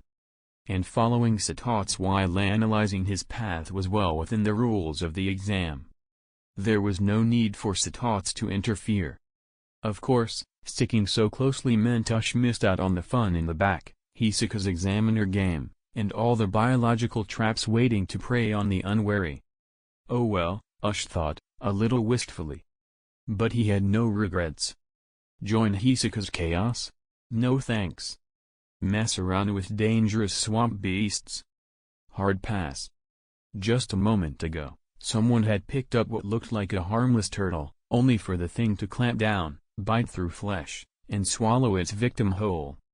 Another was ambushed from below by a massive frog that swallowed them on the spot. Some were lucky, they were spat back out. Others? Dissolved alive by stomach acid. Even those who survived came out drenched in slime and stomach juices. Gross. Ush cast a glance behind him at the other candidates, many of whom were now busy fending off swamp predators or stuck in traps. Then he turned back around. Nope. I'm good. Oh? This Lumini wetland actually isn't that big, Ush muttered as he looked ahead. From his vantage point, about 3 kilometers ahead, he could already see the next destination. Based on the distance they'd already run, subtracting the winding and detour paths, Ush realized something. This swamp isn't as vast as it seems. If the tunnel entrance is only 5 kilometers from the edge of the wetlands, and it isn't located at the center, then the entire wetland is probably no more than 10 kilometers in diameter. In other words, we are probably skirting the edge of it right now, he mused. With his laptop gone and nothing to distract him, Ush found himself doing mental calculations to pass the time. Better than dying of boredom, he thought. Chapter 36. The straight line distance to the next location was just 3 kilometers, but in a place like the wetlands, walking in a straight line was obviously impossible. After countless twists and turns, they ended up running about 10 kilometers before finally reaching the venue for the second test. Upon arrival, Ush immediately noticed dozens of cooking stations and grills set up throughout the area. From a large warehouse nearby, strange and unsettling sounds echoed from within, like the growls of some kind of beast. Since Ush could see and hear them clearly, of course the other candidates could too. Naturally, the first batch of arrivals began speculating about the second test's contents. Some guessed they'd have to fight the monsters inside the warehouse. Others thought it might be a challenge to see who could capture the most prey, or who could bring back the rarest types. Some assumed it was about collecting ingredients, competing on quality, quantity, or diversity. Others speculated it was a contest to see who could eat the most. There were even theories that it would be a written test, one that tested a candidate's knowledge of food or survival. In short, there were a lot of guesses. But no one thought the test would involve cooking. Most completely ignored the title Gourmet Hunter. Standing on the sidelines and listening to all the speculation, Ush simply shook his head. The moment he saw the setting, the grills, the kitchenware, the warehouse, he was almost certain, if Menki was the examiner, then the test had to involve cooking. Other gourmet hunters might keep things flexible. But Menki? If anyone dared to look down on gourmet hunters, Menki would absolutely take it personally. Leaning against a large tree in front of the warehouse, Ush quietly watched as Satots checked the time. There weren't many familiar faces here. Or rather, he was familiar with a few of them, but they weren't familiar with him. Like Killua, or Oreo, who had just been carried back by Hisoka, and a few others. He could go over and make conversation, but Ush wasn't that kind of person. If there was no reason to talk, he'd rather not bother. Well, I finished all the food in the tunnel. And this bottle of water. It's the last one, Ush muttered, taking a sip. I should probably look for a chance to restock later. He sat there bored, quietly regretting how unexciting the exam had turned out to be. He had expected the first phase to be dull, but even this second one was dragging. If it weren't for the need to obtain the Nen Cultivation Encyclopedia, he'd still be back in school, probably playing footsie with Neon under the desk. Thinking about it only made the Hunter exam feel even more tedious. Ding ding ding. At last, the alarm in Satots' hand rang again. The first phase was officially over. First of all, congratulations, Satots said loudly. You've crossed the Numir wetlands, and this, Visca Forest Park, is the venue for your second test. Now, farewell. I hope you continue to persevere and achieve greatness. With that, Satots vanished in a flash. Once he was gone, the remaining candidates began scrambling to figure out how to enter the second test area. Many of them assumed that getting inside might itself be part of the test. To avoid being eliminated, they began trying to open the only visible entrance, the large warehouse door. Since no one dared destroy it by force, they resorted to technical or stealth-based methods. But after many attempts, and many failures, the group started to suspect that perhaps there was no trick at all. Of course, that wasn't true. While everyone else was trying to sneak their way in, Ush was off to the side, struggling to hold in his laughter. Seriously. After all that, after the human-faced ape and the Numir wetlands, do they really think this door's locked as part of a puzzle? If it weren't for the fact that this group probably hates the Mafia, I'd be tempted to recruit them into my brother-in-law's gang. They're not as strong as Nen users, but anyone who's made it this far is stronger than the average thug. Shame. What a waste, Ush muttered, a bit amused. Ding ding ding. Suddenly, the clock above the warehouse door began to ring. Ush glanced up and noticed that it was exactly 12 o'clock. Wait. 12 sharp? That didn't add up. He quickly began calculating.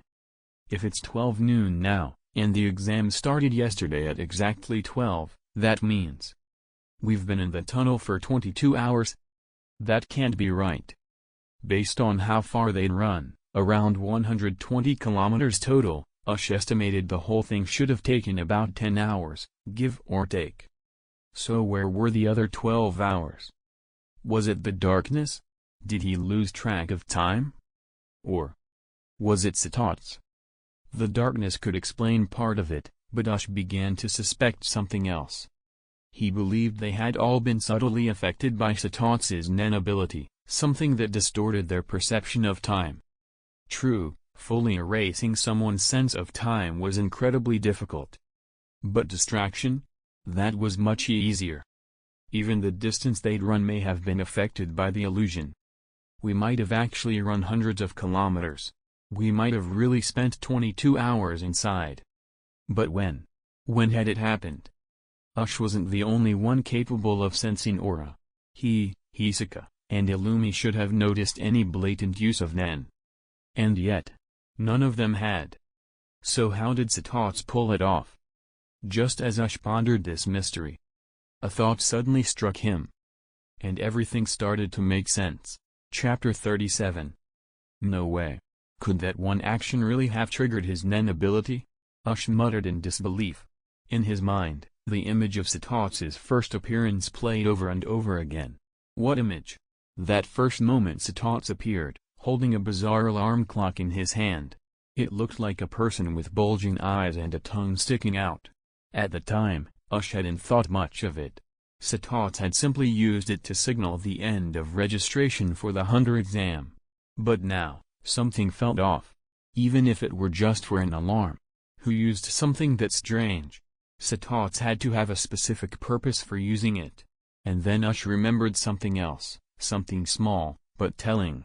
Satots had waited for everyone to look at him before switching the alarm off. Which made Satots' intent even clearer. If Ush wasn't mistaken, then Satots' Nen ability was likely tied to that alarm clock, and required two conditions to activate. Being heard, and being seen. Ush's guess was that the ability distorted the sensory perception of those affected. That would explain why, even though they'd run for nearly an entire day, it only felt like about 12 hours. Realizing this, Ush couldn't help but gasp quietly. Then he sighed, once again marveling at the bizarre and diverse nature of Nen abilities. But even as he admired it, he found himself puzzled. What's the point of interfering with everyone's sense of time? What's the benefit of making them forget 12 hours and 100+ kilometers of running? It didn't seem to serve much purpose. Wait. Why don't I feel tired at all, after a full day of running? Don't tell me. Satots' ability buffed all of us? Ush blinked, stunned by the idea. Although he found the theory plausible, Ush still had doubts. Yes, it was technically possible to develop supportive or auxiliary type Nen abilities. But Satots. From what Ush knew of him, including the conversations Satots had with Gon about his past excavations for fame, he didn't seem like the type to create purely supportive skills. A person driven by ego and reputation wouldn't devote themselves to passive buffs alone. No, Satots probably had a combat-oriented Nen ability as well. But as for the specifics, there was no way to know unless Satots explained it himself. And asking outright? That was a great way to either get ignored or attacked. Those who were polite might just warn you not to ask. The less polite might respond with violence. So Ush shook his head and let the thought go. Instead, he turned his attention to the warehouse, whose massive doors were now slowly opening. As the door creaked open, two figures were revealed, one large, one small. Most candidates stared at the tall man, but Ush sighed the moment he spotted the green-haired woman lounging on a sofa. Menki. That confirmed it. The second test was definitely going to be a cooking assessment. Even though the original storyline featured Netero's intervention, Ush wasn't going to take any chances. After all, the world had already proven it wasn't following the plot exactly, like with the altered passcode at the barbecue place. Which meant he had to take this seriously. I've eaten sushi before, Ush thought, but making it? Rice, meat, cooked or raw? Ugh. Whatever. I'll just do my best. Hanzo's going to insult the food anyway, and that's when things really kick off. Our exam is cooking, Menki suddenly announced. Prepare a dish that will satisfy us, two gourmet hunters. Sure enough, every candidate who had been speculating before was now wide-eyed in disbelief. They hadn't seen this coming at all. Menki and her partner, Buara, didn't care about their reactions. Without hesitation, Buara licked his lips and added, I want roast whole pig. It has to be one of the pigs native to this forest park. Anyone who makes a dish that I call delicious passes. Boom.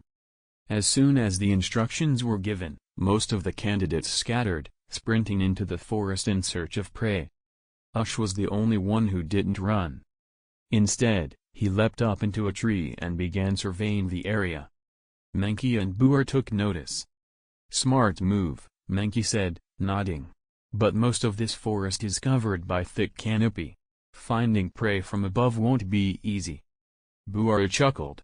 Still, judging by his aura, he's no amateur.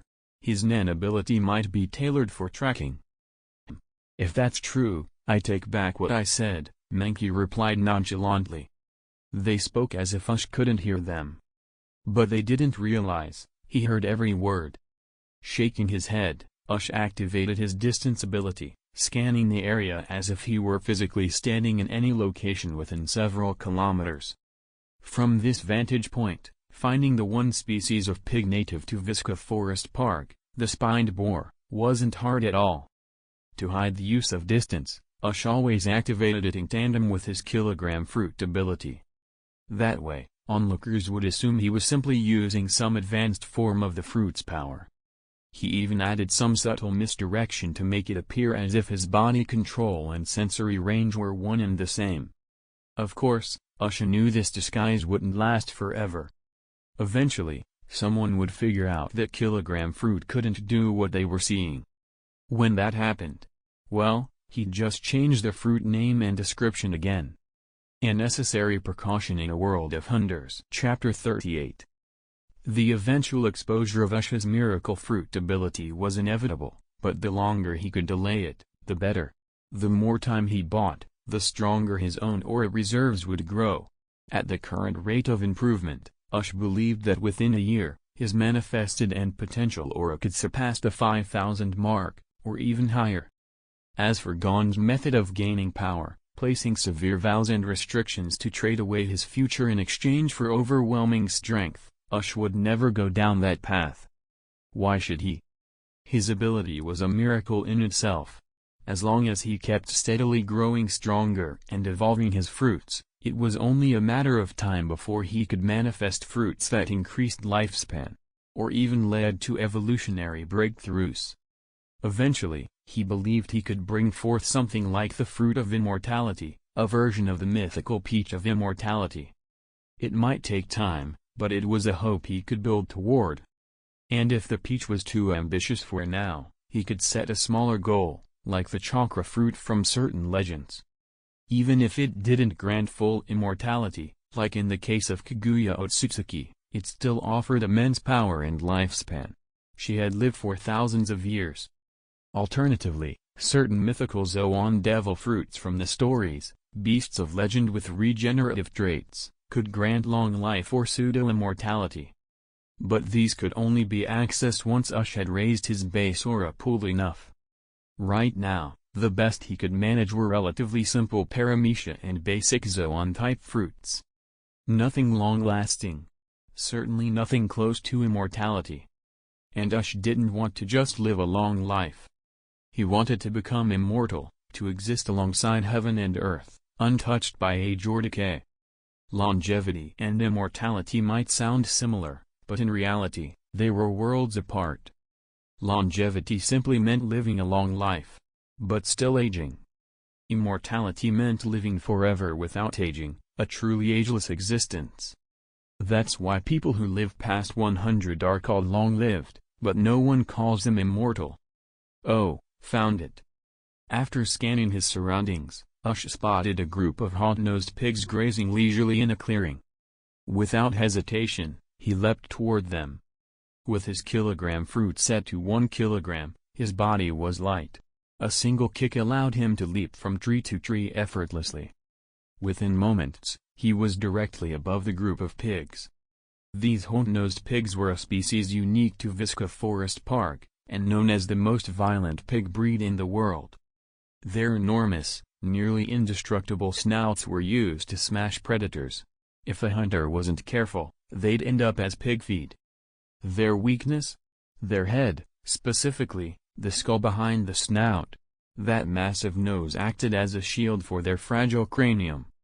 With this in mind, Ush quickly adjusted his positioning. Then, spotting a pig directly below, he dropped from the canopy, simultaneously shifting his body weight to maximize impact. Boom.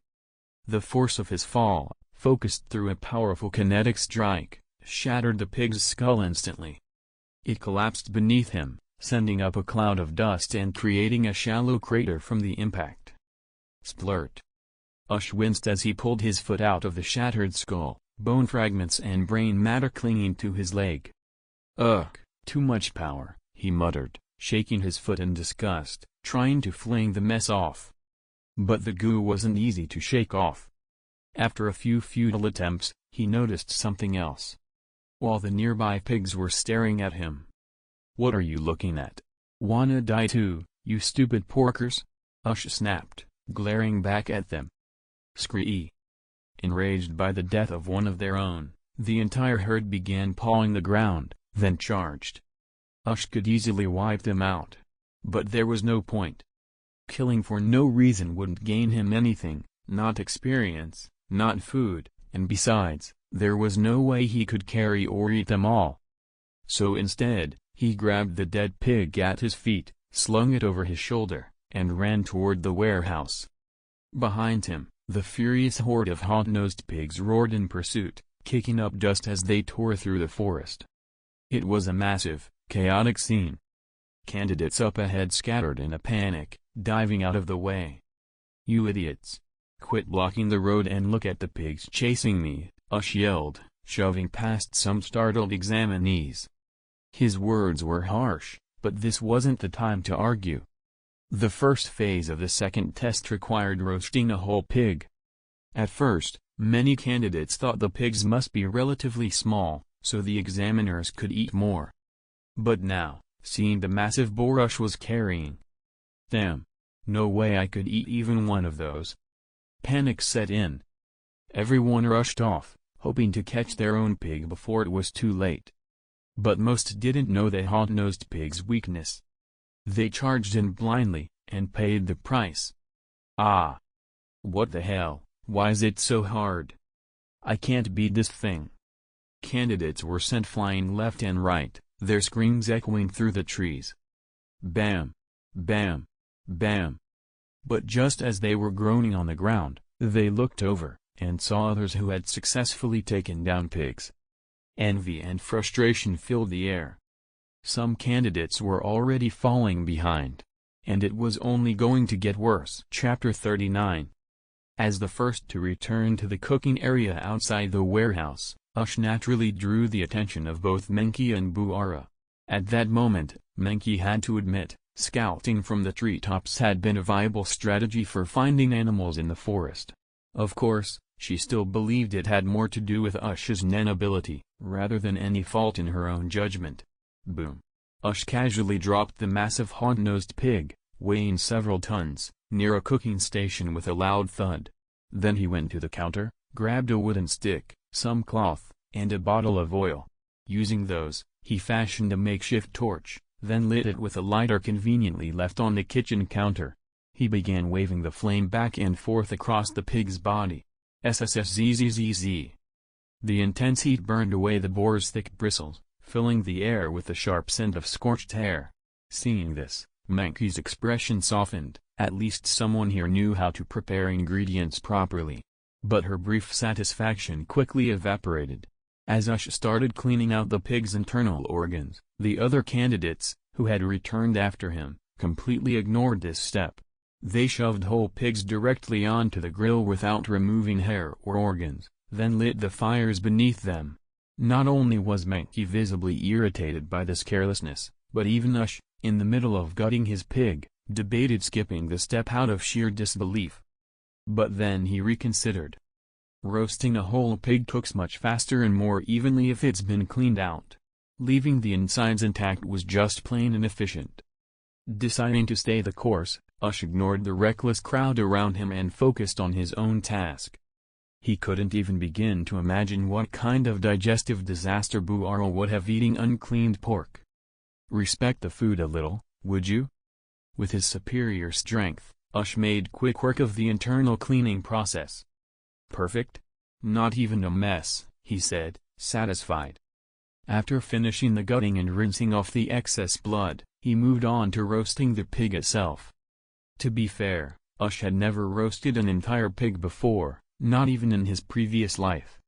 But he had helped grill chickens with friends during barbecues, and that experience gave him the basics. The method wasn't complicated. Score the meat with cuts to help it cook and absorb flavor. Brush on oil and soy sauce.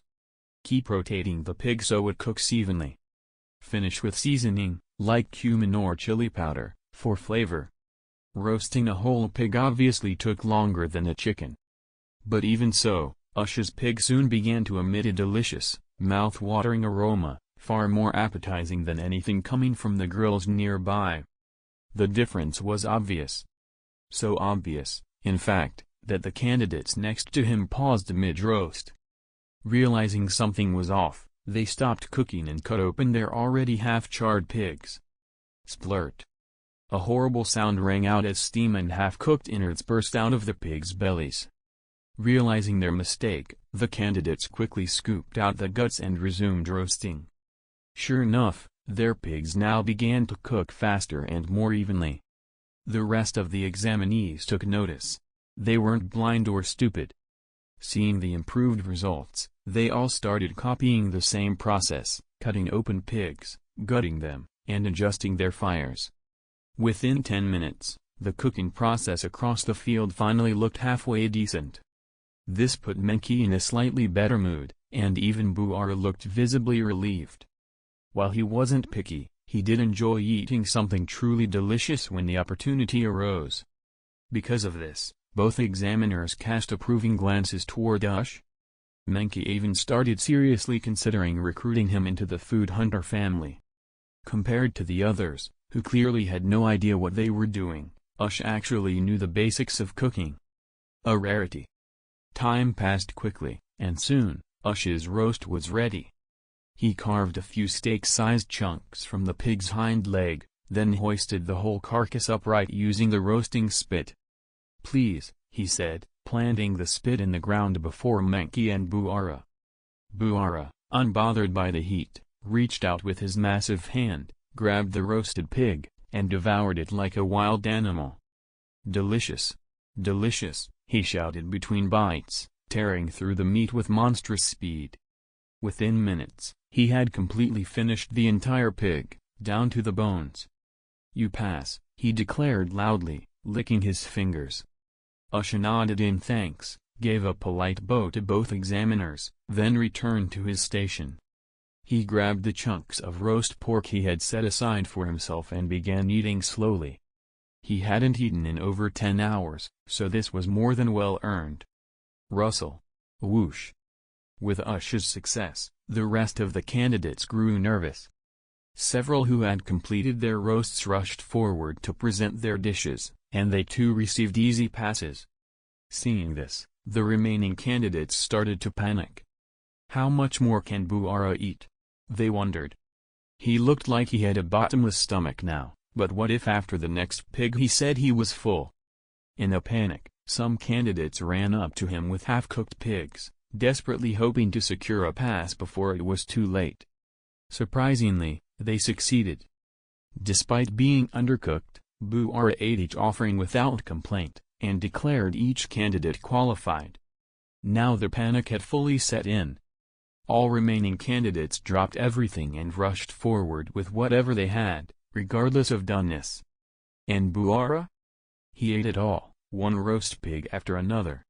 By the end of it, the sheer volume of food consumed left everyone present stunned. Chapter 40. Although Burr's appetite was astounding, the candidates were far more concerned about whether they had passed.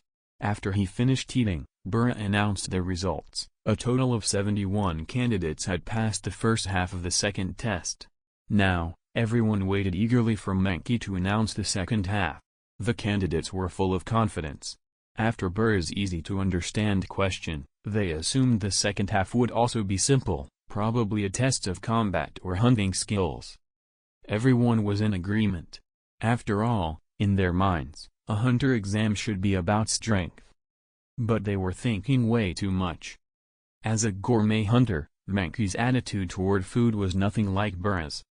Even when dealing with amateurs, she demanded at least a basic respect for the culinary arts. "The subject of my exam is sushi," Menki announced with pride. She smiled smugly, clearly enjoying the confusion spreading across the candidates' faces. Among everyone present, only Ush and Hanzo seemed unfazed. They were the only two who actually knew what sushi was. Hanzo even started laughing quietly to himself. Ush didn't join in, but internally, he began recalling everything he knew about sushi. He had anticipated this earlier but hadn't given it much thought at the time. Now, he tried to analyze the flavor profile based on memory. Was there anything he'd overlooked? Sure enough, something came to mind. A subtle acidity. Barely noticeable, but definitely there. Vinegar, most likely. Realizing this, Ush nodded slightly in satisfaction. "It's understandable if you don't know," Menki said, still grinning. "Sushi is a dish from a distant island culture." She then led the candidates into the warehouse. Inside, Ush and the others found themselves in an entirely different world. This massive warehouse was filled with cooking counters, each one far more refined than the rustic grills outside. The tools and utensils were also more sophisticated. Knives, in particular, were lined up neatly, sleek, sharp, and clearly high quality. "Everything you need is here," Menki explained, gesturing around. "The essential tools and ingredients have been provided. Even the rice is ready.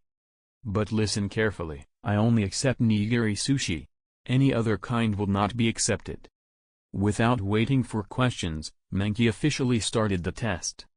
Hearing the announcement, the candidates panicked and rushed to the nearest counters, claiming spots as if doing so would help them pass. It was a desperate, almost pathetic sight. Ush didn't rush. He knew most of them had no idea what sushi actually was. This test wasn't about speed, it was a guarantee trap. There was no way to pass through ordinary means. He only needed to look at Menki, already sitting confidently on the sofa, eyes shining with anticipation. She clearly had no intention of passing anyone. But just in case she tried to pull the classic "you didn't even try" excuse, Ush figured he might as well make something that resembled sushi. He walked calmly past a few frantic candidates and arrived at an unused station. He glanced at the rice in the wooden bowl, the sharp knife, and the available seasonings. Nearby, Kurapika was still trying to figure things out, while Hanzo just stood there, smirking at everyone else. Click. Ush picked up a kitchen knife and gave it a flick. It let out a crisp metallic ring. Then, without a word, he turned and quietly walked toward the exit of the warehouse. Even though Ush entered a state of zetsu to suppress his presence, his movement didn't go unnoticed. Hisaka, Jitarakar, Menki, and Burrit all noticed. He knows. The thought flashed through all four minds. Without hesitation, Hisaka and Jitarakar followed him. Menki, meanwhile, beamed with satisfaction. Even something as niche as sushi, he's familiar with it. It'd be a waste if he didn't become a food hunter. As she mentally drafted her recruitment pitch, Ush left the warehouse. He adjusted his body weight with the kilogram fruit, and his speed increased dramatically. This sudden burst of speed caused Hisaka's eyes to light up with interest. He summoned aura beneath his feet, launching himself like a cannonball. Jitarakar, lacking the same speed tricks, had no choice but to chase using raw footwork. Ush, of course, knew they were behind him. But he didn't care. Yes, Hisaka was annoying, but that wasn't going to stop Ush from using Nen freely. Why limit himself? Besides, he didn't have a proper Nen forging method yet. If he didn't use his aura, the excess buildup would eventually dissipate. So why not burn through it now? Before long, Ush arrived at the edge of a large lake. Standing still, he looked out over the water. A projection formed in his mind, like a 3D scan of everything beneath the surface. In moments, he found what he was looking for. To make sushi, you needed fish or other seafood. But not just any fish. They needed to be low in bones, otherwise, each bite would be a risk. So Ush focused on the types of fish he had actually eaten before, ones that were safe, tasty, and familiar. Fortunately, growing up in Yorknu, his family had often served various fish at home. So he had a decent idea of which species were easy to work with. Chapter 41. Splash. Ush raised his hand and gently thrust his kitchen knife into the lake below. In the next instant, the blade crossed the spatial distance, piercing cleanly into the head of the fish he'd been observing. One strike, one kill. When Ush drew the knife back, a shimmering lake fish was already skewered on the blade. Holding the fish in his left hand, knife in his right, Ush pressed along the gills, then swiftly sliced out a large fillet with one smooth motion. Well, this is good. No tiny bones, just a few large ones, he muttered, checking the cut and nodding in satisfaction. Then, without wasting time, he turned and began heading back. A short distance later, he and Hisoka passed each other on the path. Ush ignored Hisoka's excited, slightly creepy gaze and continued running. "Wow. So sweet," Hisoka purred, tilting his head back and rolling his eyes in delight as he watched Ush disappear into the distance. Swoosh. A few seconds later, Jitaraku arrived. He glanced at Hisoka's strange behavior, then at the noticeable bulge beneath Hisoka's waistline. But Jitaraku didn't care. He had more important goals. His next mission required a hunter license, and this was not the time to provoke someone like Hisoka over something so trivial. Plus, when they passed each other earlier, Jitaraku had seen the fish in Ush's hand. Now that he knew what ingredients to look for, there was no need to deal with Hisoka at all. Without a word, he bypassed him and started his own fish hunt. "Fish? You were supposed to look for fish in the forest?" Leorio's voice boomed across the cooking hall as Ush returned to the warehouse. Within moments, a crowd of candidates burst out of the building, chasing after the revelation. And the first thing they saw? Ush, returning with a fish in hand. The moment they saw it, their hearts sank. "Damn it! He beat us to it." Panicked, they scattered, rushing off in all directions to find water sources. "Hey! He snuck off without telling anyone," Leorio yelled, pointing accusingly at the fish in Ush's hand. "Idiot," Kurapika snapped, annoyed. "You didn't know and blamed someone else for knowing. If you hadn't shouted just now, we could have gone with him and maybe even beaten him back." It was clear that Leorio's outburst had frustrated Kurapika. If they'd moved quietly, they might have gained an edge, even if only a small one. Now? That opportunity was gone. "Ah. Well, I got a little too excited," Leorio replied sheepishly, rubbing the back of his head. Ush watched the bickering foursome, Leorio, Kurapika, Gon, and Killua, as they ran off together, then shook his head and returned to his station. Back at his kitchen counter, Ush didn't waste a second. He began slicing the fish with practiced ease. Then, after dabbing his fingers with vinegar, he formed a tight rice ball, layered the fish on top, and pressed it gently. "Sushi. Done." He stared at the finished piece. "Looks about right." But he had to test it. Chomp. He popped the piece into his mouth and began chewing thoughtfully. "Yeah, too much vinegar. A bit sour," he concluded. Now that he'd adjusted, he started making the next piece, this time with better balance. Once he was satisfied, Ush placed the sushi neatly on a plate and carried it over to Menki. She had been waiting patiently and looked genuinely curious as he approached. She glanced at the clean presentation, clearly impressed, at least visually. But after taking a bite, her smile vanished. With a neutral expression, she looked at Ush and said plainly, "It's average. Go back and redo it." "Figures." Ush blinked calmly, then turned and walked back to his counter without complaint. He didn't make another sushi. Instead, he picked up the remaining fish, grabbed the plate of unused rice, and quietly walked out. "Well, guess that's not getting me a pass. Might as well grill this fish and enjoy it with some rice," he muttered. Now, back in the warehouse, only Menki and Bura remained. The rest of the candidates were still chasing fish. "Menki, you're not gonna pass number 188 either?" Bura asked, sounding genuinely concerned. In his opinion, Ush's sushi was probably the best among them all. If even that didn't qualify, Bura suspected the entire group would end up disqualified. "Technically, his sushi passed the amateur threshold," Menki replied. "But I've already made up my mind to invite him into the gourmet hunter community. If he's joining us, then I expect more from him." She spoke with the confidence of someone already planning to mentor him. What she forgot, however, was that Ush had no intention of becoming a food hunter. Or more accurately, Ush wanted to do something beyond that. He wanted to become a fruit hunter. Because Ush's Nen ability allowed him to manifest fruits based on his memory and imagination. In other words, If Ush could discover or conceptualize a new, exotic fruit, he could bring it into reality.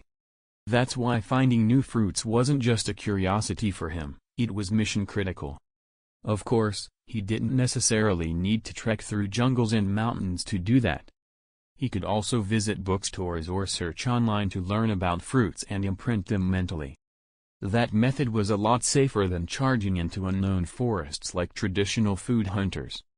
Though, there might still be rare, mystical fruits hidden in uncharted places. Ush planned to explore those too, eventually. But what fascinated him most now was a question. If he could manifest fruits from myth and anime, could he create his own? Chapter 42. There were just too many types of fruits. So many, in fact, that Ush himself had forgotten the details of some of the fruit concepts he'd created during a previous vacation. None of those had ever been manifested by his ability.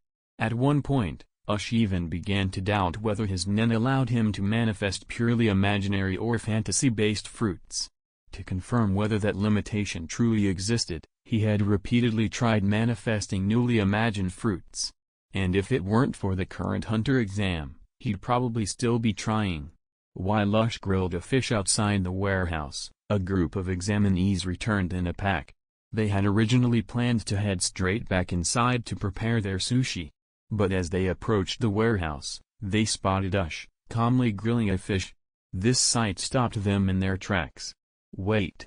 Is grilled fish part of the sushi-making process? Confused, they hesitated, choosing instead to watch him from a distance. Some, however, didn't overthink it. They immediately started grilling their own fish, hoping to get ahead. That was when Hanzo arrived, fish in hand.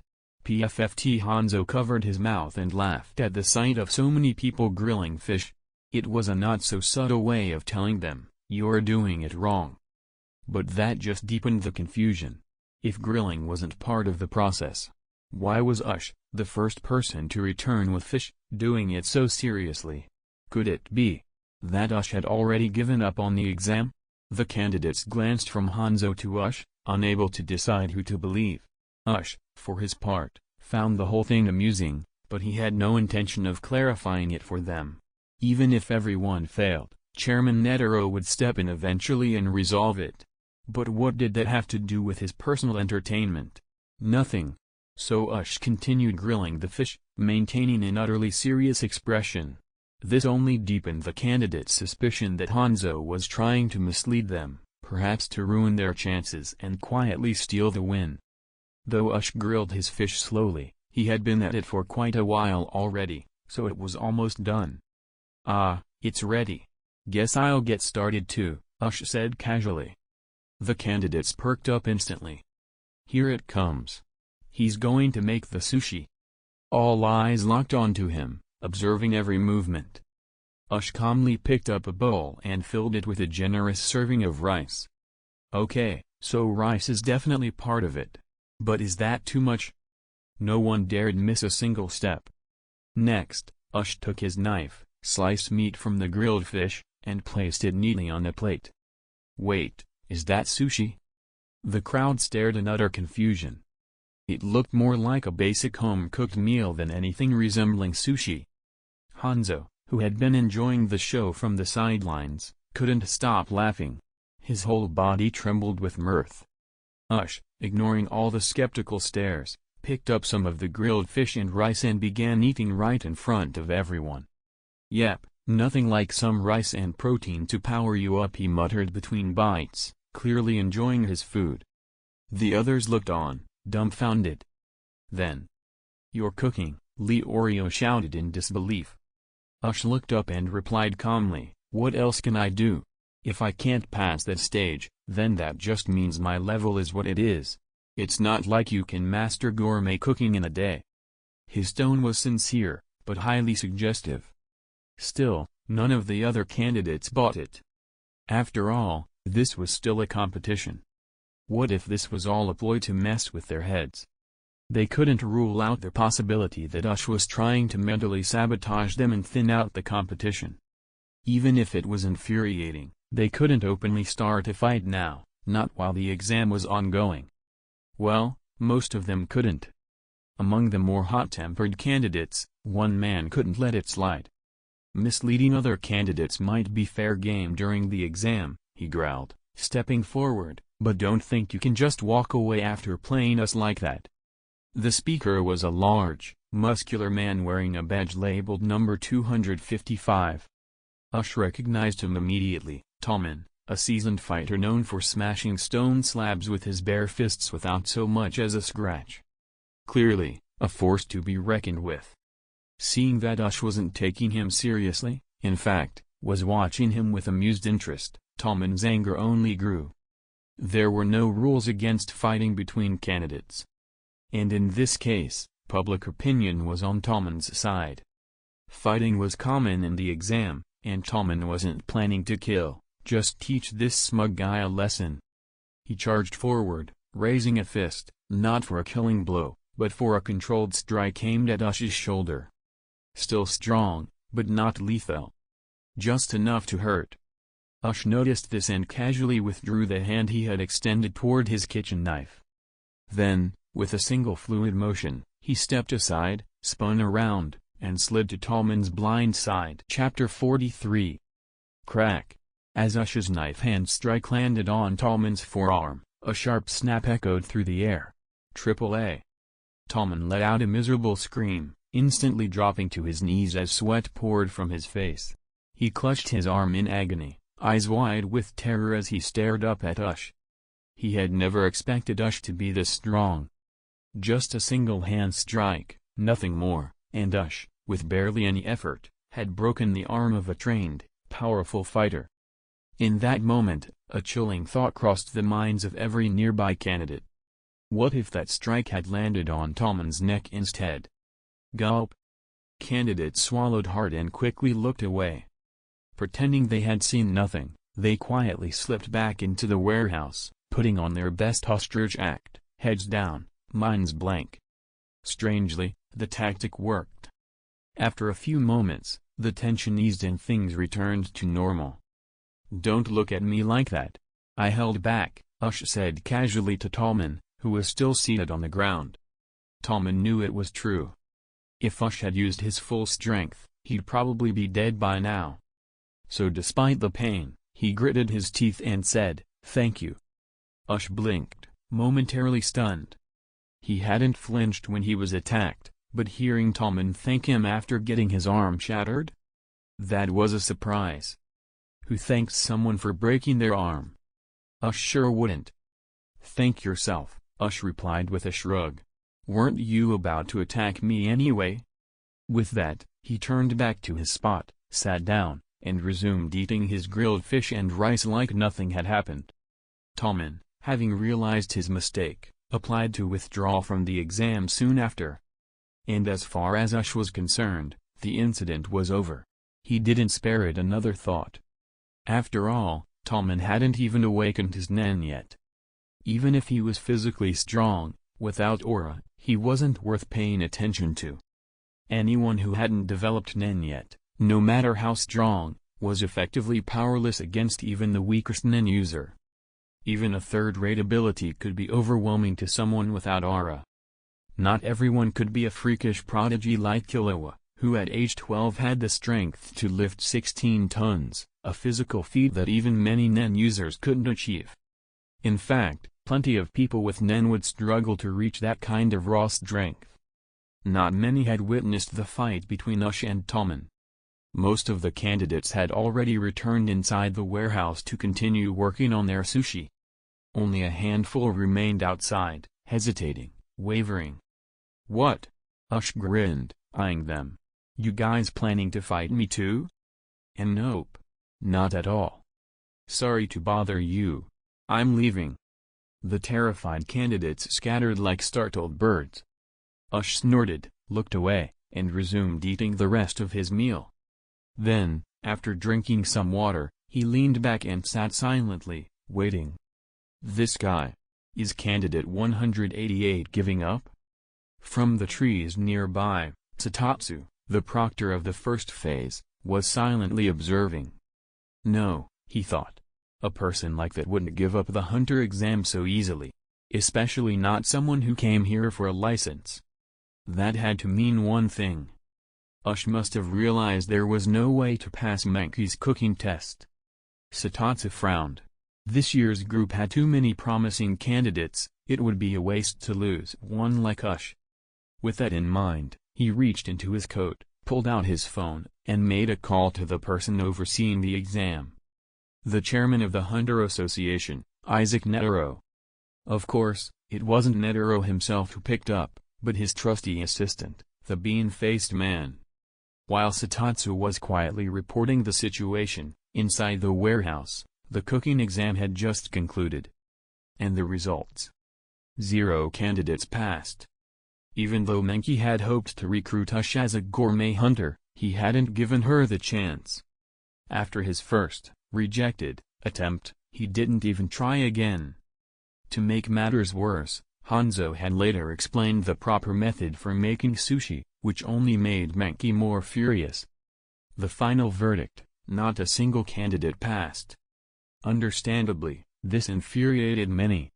Most notably, Jitarakar, who desperately needed a hunter license for his next mission.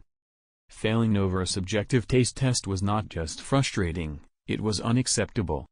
His fingers clenched, hiding thin, sharp needles between them, and an ominous aura began to seep from his body. Meanwhile, Hisaka was nowhere to be seen. He was still out and about somewhere, likely radiating that same disturbing aura of his. Tension inside the warehouse was building fast. Candidates shouted, argued, and protested Menki's judgment.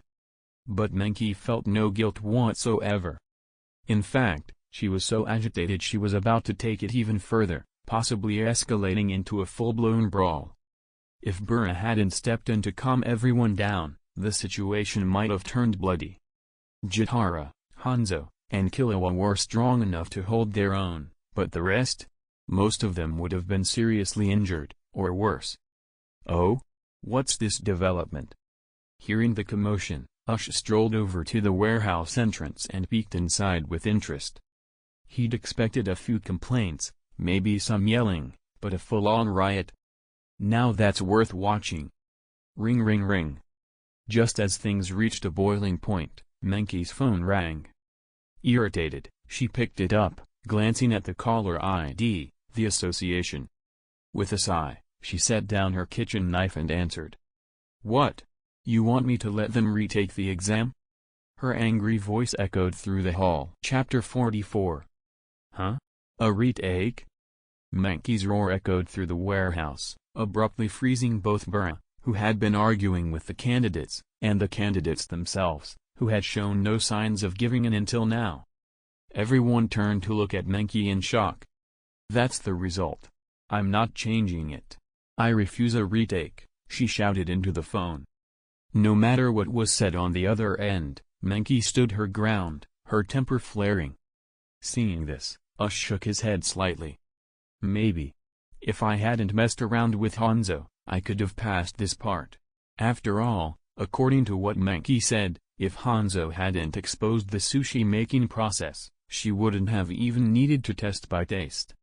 The Hunter exam, at its core, was designed to test a person's observation, adaptability, and decision-making skills. But Ush had gotten too caught up in the idea that Netero would intervene anyway, and had completely overlooked that aspect of the test. TCH. So it was Hanzo's big mouth that ruined it, huh? Ush sighed and muttered to himself. His eyes drifted toward the sky. In the distance, an airship was approaching rapidly. Yep. That's the one. Ush nodded to himself. Whether it was the prophetic poem or the plot knowledge in his mind, everything pointed to one thing. He was definitely going to pass the Hunter exam and obtain his license. So there was no need to rush? Besides, the license was only a means to an end. What he really wanted was the full set of heart flow cultivation techniques, especially the Nen alchemy methods. He'd already wasted enough time and aura, with little to show for it. Sure, he could strengthen his body the usual way, but the effect was weak, nowhere near worth the effort. He'd be better off spending the time learning combat skills, or techniques, or refining his fruit ability. TSK. No one passed? That's way too strict. Just as Menki was about to explode on the candidates again, a loud voice echoed from above. The sudden interjection pulled everyone's attention toward the sky, even Hisoka, who had just returned and was still exuding a weird, predatory aura. Boom. A thunderous impact shook the ground outside the warehouse, followed by a cloud of dust. As it cleared, an old man in wooden clogs emerged with a serene smile on his face. Wah! The candidates rushed out to get a better look. They stared in shock at the elderly man standing there calmly, and then at the airship hovering 100 meters in the air behind him. Gulp! Several of them swallowed hard. This man had jumped from that height, and landed without a scratch. It wasn't until Menki announced his name that the shock truly set in. Isaac Netero, the chairman of the Hunter Association, a name known around the world. No wonder his entrance was so dramatic. Menki, Netero began. Yes, Chairman. You said you wanted to test whether the candidates have the courage to face the unknown. But you deemed all of them failures based on their attitudes, is that right? He spoke calmly, but firmly. Whoa. Someone grew up nicely, Netero thought, though his thoughts were far from pure. Unbeknownst to anyone else, Netero was also very carefully studying Menki's justice. Only someone who already knew the plot, like Ush, would have caught such a subtle perversion hidden under such a sage-like facade. LSP. Lolican sage pervert. Ush sneered in his mind but couldn't help being a little grateful for Menki's attempts to vouch for him earlier. She's got a good heart, at least. No, it wasn't just attitude, Menki responded seriously. Some candidates mocked cooking, and others outright ignored the exam. That's what made me so angry. Ush raised an eyebrow. Mocked cooking? That's Gaudibi Hanzo. Ignored the exam? Oh. That's me. Sure, he had only submitted sushi once, and when told to redo it, he didn't bother trying again. But that wasn't about disrespect, it was just realism. His cooking skills were what they were. Doing it 10 times wouldn't change the outcome. As Menki's eyes flicked toward him briefly, Ush remained unfazed. So, you admit that you didn't fulfill your role as an examiner properly, Netero said, giving her a knowing look. This old creep. He and Master Roshi would have so much to talk about. Ush smirked in disdain but then frowned slightly. Could the people from the Hunter x Hunter universe ever actually meet characters from Dragon Ball? Probably not. Unless I become immortal first. A thought worth holding on to. As Ush pondered that, Netero and Menki agreed on the next step. Though Menki said she wasn't fit to be an examiner, replacing her on short notice wouldn't be feasible. So after a few stern words, Netero let her continue as the examiner. The new test. Boiled eggs.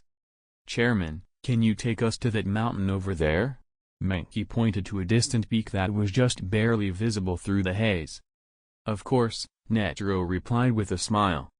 Soon after, all the candidates boarded the airship, including Hisoka, who had just made it back in time. As they flew through the sky, the once distant mountain loomed larger and larger. It was shaped like a circular pudding, with sheer cliff sides and a river splitting it down the middle, as if it had been sliced open by a massive blade. Chapter 45. In a mix of surprise and awe, everyone slowly disembarked from the airship as it landed atop the pudding-like mountain. Under Menki's lead, they followed her to the edge of a cliff that looked like it had been cleaved by a massive blade. Peering down into the abyss below, many candidates shivered, not just from the height, but also from the fierce wind suddenly gusting up through the gorge.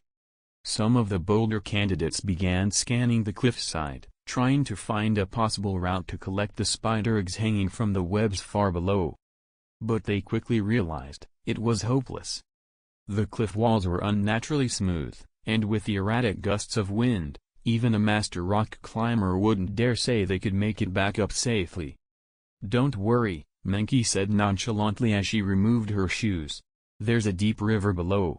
As long as you control your descent, you won't die. Now, I'll demonstrate. Without waiting for a reply, she jumped. Gasps and startled shouts echoed from the cliff's edge as everyone rushed forward to see what happened. To their astonishment, Menki was already hanging from a strand of spider silk, motionless, seemingly waiting for something. Suddenly, she let go, dropping like a stone. More gasps. But just as panic roused, a powerful gust of wind blasted up through the chasm. Menki caught a massive spider vulture egg fall, and the wind carried her back upward to the cliff edge. What the heck? Everyone stared in disbelief. Menki landed gracefully and began explaining, the gusts of wind came at intervals, and if timed correctly, they could carry a falling person back up, with an egg in hand. Ush, however, didn't pay it much attention. He had no plans to rely on the wind. With his kilogram fruit ability, he could use the tension and elasticity of the spider silk to launch himself back up, wind or not. Without hesitation, Ush stepped forward and leapt off the cliff. Snap! He caught a strand of spider silk easily. But before he could begin his ascent, a wave of other candidates came tumbling down behind him like dumplings into a pot. Seeing that, Ush paused his plan to bounce back up. He could probably dodge midair if needed, but why bother? Besides, it'd be kind of embarrassing if he misjudged and collided with someone. Sure, he could style it out, but still. Not worth it. So he waited a moment. Soon enough, the more daring candidates had all jumped down, grabbing onto their own strands. Then Ush adjusted his weight, becoming very heavy, and let gravity pull the spider silk taut as he descended smoothly toward the massive egg of a spider vulture. Once it was within reach, he lightened his weight to just 1 kilogram. Swoosh!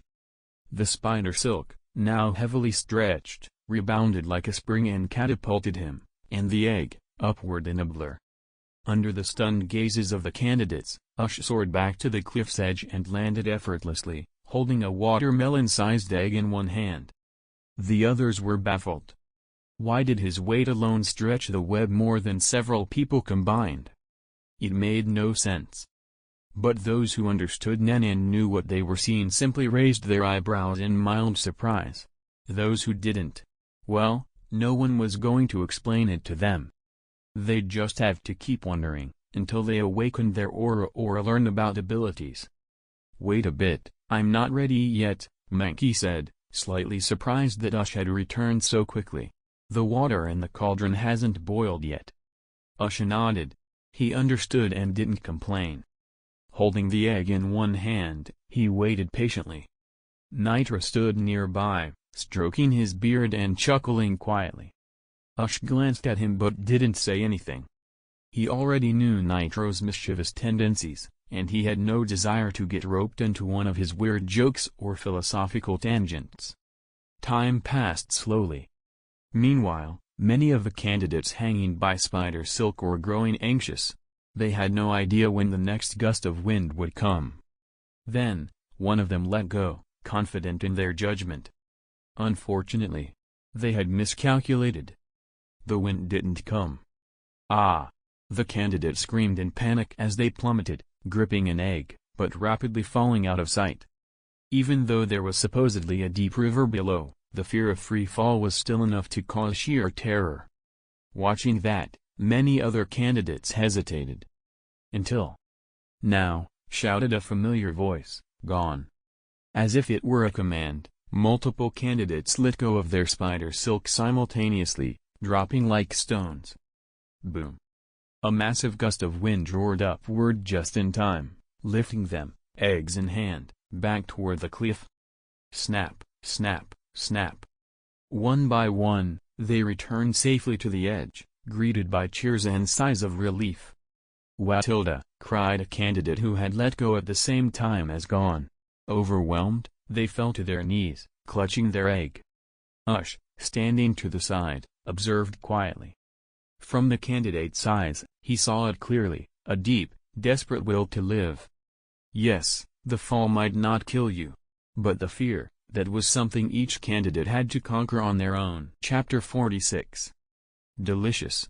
Ush looked at the spider eagle egg in his hands with surprise. He really hadn't expected it to taste this outrageously good.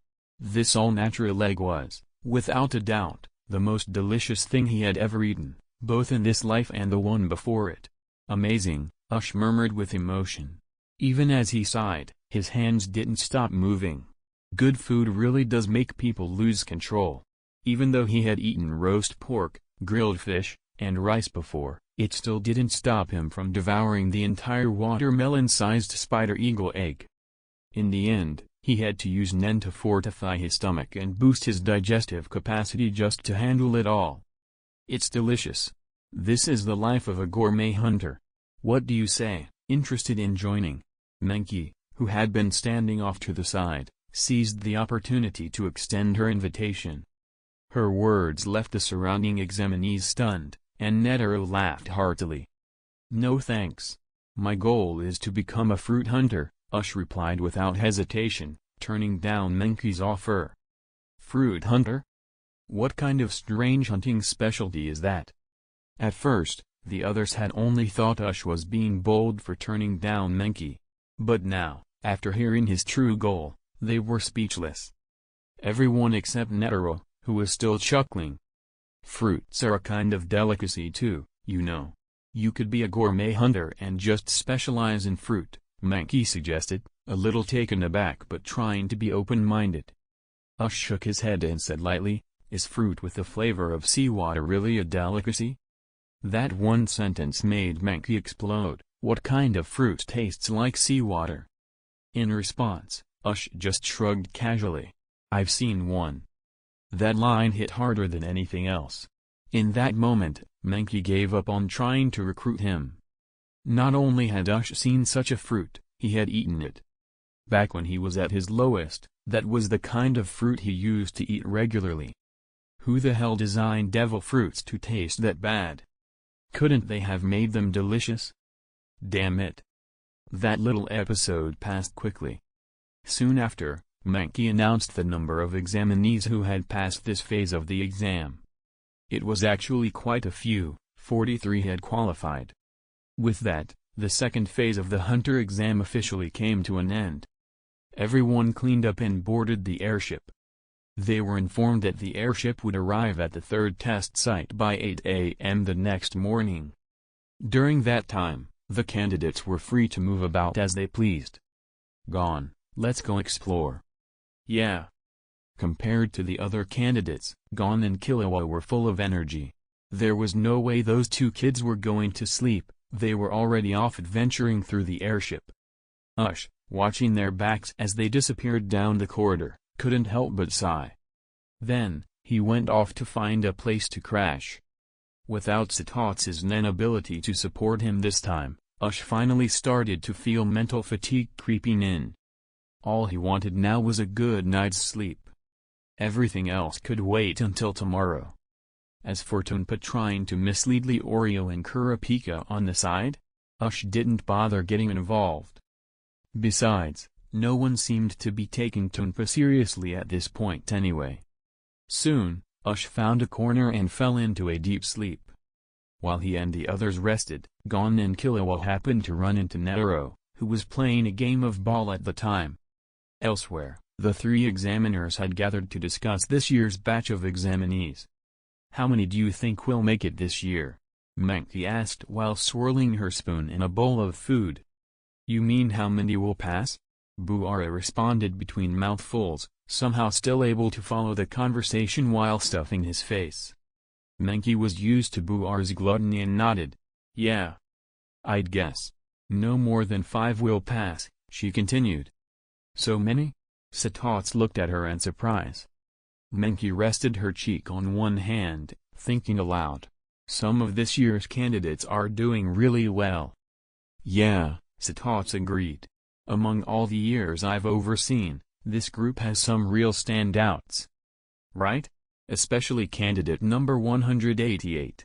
Although number 294 is not bad either. But he's bald. Menki added with a touch of amusement. Both of those candidates, they realized, were acquainted with Ush. Buara and Satots thought the same thing. They may have figured it out, but of course, they weren't going to blurt it out. They were adults, after all. No way they'd make that kind of mistake. Number 188 is really impressive, Satot said. But if we're talking about potential, I think number 99 might have the most. Menki didn't agree. She hated number 99, that brat Killua. Buara and Satots ignored her grumbling. Their discussion about the candidate's potential continued. Meanwhile, Ush slept soundly.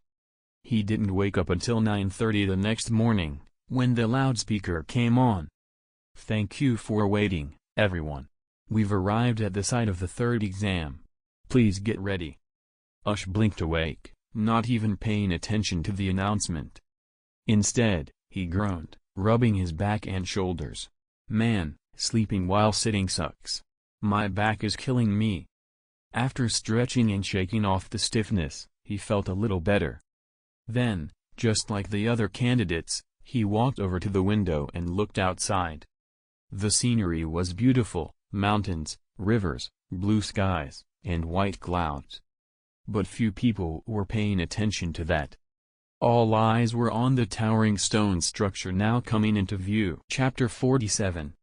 Looking at the tall stone tower, and noticing that there were no other buildings in sight, everyone immediately guessed that this must be the location for the third phase of the exam. Sure enough, the airship soon descended and landed on top of the tower. The rooftop was flat, covered in thick layers of dust that had accumulated over the years. As soon as the airship touched down, a cloud of dust billowed into the air. The sudden haze made the examinees who disembarked alongside Beans frown. It was uncomfortable to breathe. Those who accidentally inhaled the dust couldn't help but sneeze a few times. "Hello, everyone," Beans announced. "This is Trick Tower, and it serves as the venue for the third phase of the Hunter exam. The examiner asked me to inform you, to pass this phase, you must reach the bottom of the tower within 72 hours. As for how you get there are no restrictions." The examinees immediately turned their attention to the floor beneath their feet, mentally mapping out possible paths downward. "Then, the test begins now. Good luck," Beans shouted. With that, he turned and ran back to the airship, which took off shortly afterward, leaving the candidates alone on the rooftop. As soon as Beans left, the candidates began wandering around the rooftop, searching for any possible entrance or route to the bottom. Meanwhile, Ush was rummaging through a small bag he'd been given before disembarking the airship. The bag wasn't large, barely palm-sized. It contained the food and water ration for each candidate over the next 3 days. Compressed biscuits. Only 3? And just 3 vials of water? Each one is only 120 milliliters. He sighed. "Well, I guess it's just enough to keep you from starving to death," Ush muttered, then slung the bag over his lower back and secured it with a strap. Then, he turned his attention to the tower beneath him, eyes burning with focus. "I need to get to the bottom of the tower as quickly as possible. There should be plenty of food and water down there. That means I can't follow Gon's route. Even if they move fast, it'll still take a long time. Better to find a secret entrance that I can use solo," he mused, stroking his chin. As he was thinking, Ush spotted someone at the edge of the tower preparing to climb down. Curious, he walked over to see how the person planned to do it. To be honest, while Ush understood the theory behind rock climbing, this was his first time seeing it in action. He was genuinely curious, how could someone scale down a sheer wall with nothing but small cracks and ledges? He watched closely as the climber, candidate number 86, expertly gripped the narrow gaps between the tower's massive stones and began descending at a steady pace.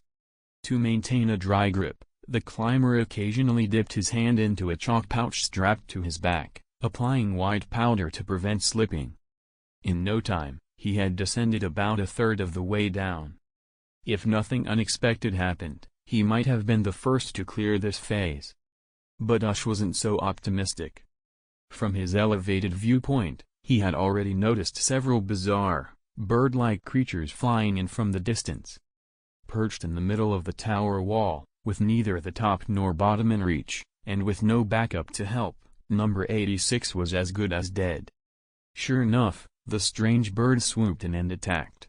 Candidate number 86 didn't even have time to react. He screamed once, and then became their meal. That horrifying scene was enough to make every other examinee abandon any ideas of climbing down the outside. Ush, of course, could have used an or an N-based movement ability to cover the distance. For him, it would have been just one step to reach the bottom. But he had no intention of doing that. Because even if he did make it down safely, what if the examiner at the bottom refused to open the gate to the next stage? That would mean Ush would have to survive 3 days on these pathetic rations. Hell no. He'd never gone hungry in his life, not in this one, or the one before. He'd never even missed a single meal. There was no way he was going to starve for convenience's sake. As for threatening the examiner to open the door? Sure, he could. But then what? Wouldn't that defeat the purpose of the whole heart rhythm style training? Without proper training, how would he ever master Nen? Or find even more miraculous fruits in the future? Nope. Better to just find the trapdoor mechanism honestly. It's not like it's that hard. And above all, threatening an examiner just for a couple of meals? How embarrassing would that be? Refusing to become the butt of the joke, Ush started pacing across the rooftop of Trick Tower. As he walked, he tapped gently on the stone floor with his foot. Tap. That sound meant the floor was solid, no mechanism. Knock knock. That, however, meant the spot was hollow. There could be a mechanism there. He stopped when he heard the hollow sound and tested the stone with a firmer stomp. Nothing. Oh, someone already triggered this one. Ush pouted. So he picked another direction and kept walking. Tap, tap. Knock knock. After a few minutes, he heard the hollow sound again. He tested the slab underfoot. Click. The stone sank slightly. Ush's face lit up. With a grin, he leapt straight into the opening without hesitation. Click. Boom. With that, the stone slab shifted, and Ush vanished into the depths of Trick Tower. Chapter 48. Phew. As soon as he triggered the mechanism, Ush's body dropped uncontrollably down a vertical shaft. Looking around as he fell, Ush noticed there was no visible place to land below, only darkness stretching an unknown distance. The space around him was narrow, no wider than a sewer pipe. In fact, it was just about the size of a well, meaning he could easily reach out and touch the walls on both sides. Without hesitation, Ush extended both arms and pressed his hands against the slick walls. Squish. To his surprise, he didn't stop, his palm slid right over the surface. So that's why I smelled oil when I entered. The entire passage is coated in something to reduce friction, it's designed so you can only fall. Ush muttered in realization. The walls were too slippery to brace against directly, but that didn't bother Ush. He adjusted his body weight using Nen, dropping it to just 1 kilogram, and used small indentations in the wall to stabilize himself. With that, he slowly began descending at his own pace. Seriously dangerous.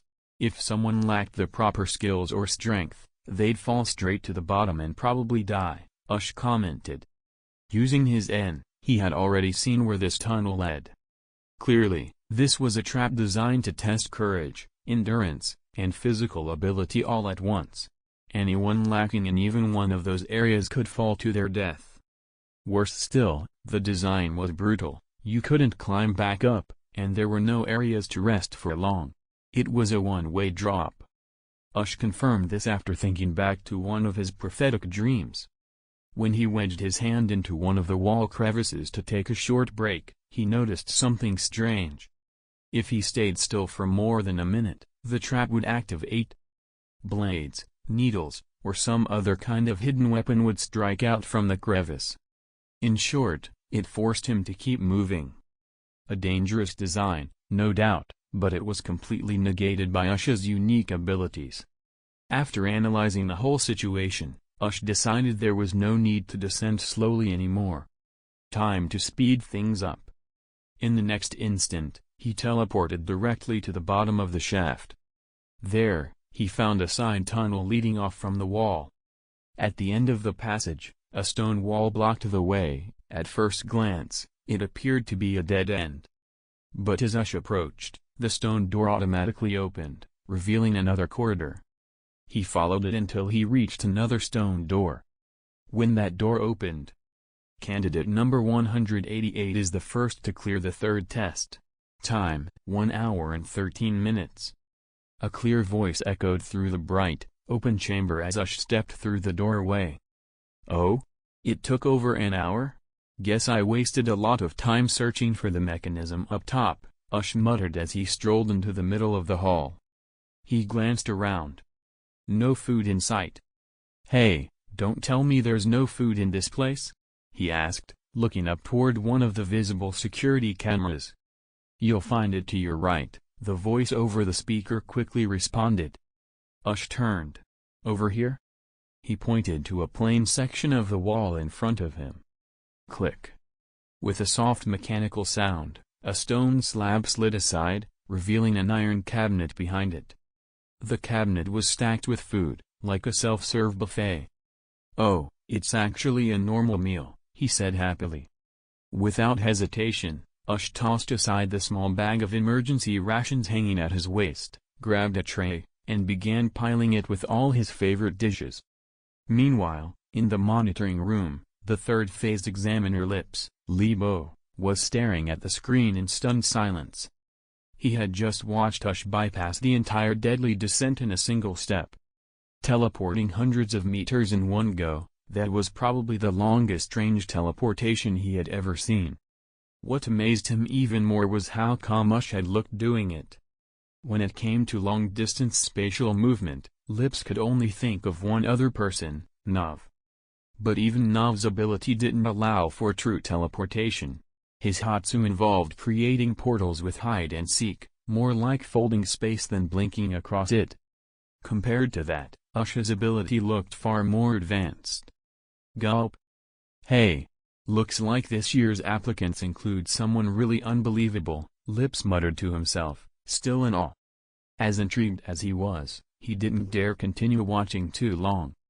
If Ush somehow noticed he was being scrutinized and took offense, even if he didn't retaliate now, once he became a hunter, Lips would be in serious trouble. As for defeating Ush, Lips didn't even entertain the idea. He wasn't a frontline fighter. He was more of a support type, part of the logistical backbone of the exam. This whole trick tower, in fact, was enhanced by his Nen ability. Within it, he could exert more control than usual, making it an ideal testing ground. But outside? He wouldn't stand a chance.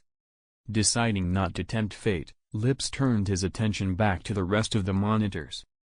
At this point, over an hour into the phase, most candidates had only just gotten started. Many were still up on the tower rooftop, wandering around in search of a mechanism that would take them down. Watching their slow progress only made Lips sigh again in amazement at Ush's speed. Crunch. He popped a potato chip into his mouth, eyes drifting to another screen. If anything interesting's about to happen next. He smiled faintly. It'll be on Hisoka's feed. Chapter 49. Candidate number 44, Hisoka, is the second to pass the third test. Time, 6 hours and 17 minutes. As Hisoka stepped through the stone gate, he paused slightly upon hearing the announcement. Second? With a glint of interest in his eyes, he scanned the area. Then he spotted Ush, who was yawning, clearly bored. Smiling, Hisoka walked in his direction. But as he drew closer, he was surprised to notice that Ush wasn't just idly killing time. On the surface of Ush's body, Hisoka could see his aura circulating rapidly. The Nen membrane covering Ush would occasionally swell and ripple outward, like energy moving up and down the contours of his body. Watching this, Hisoka's eyes gleamed.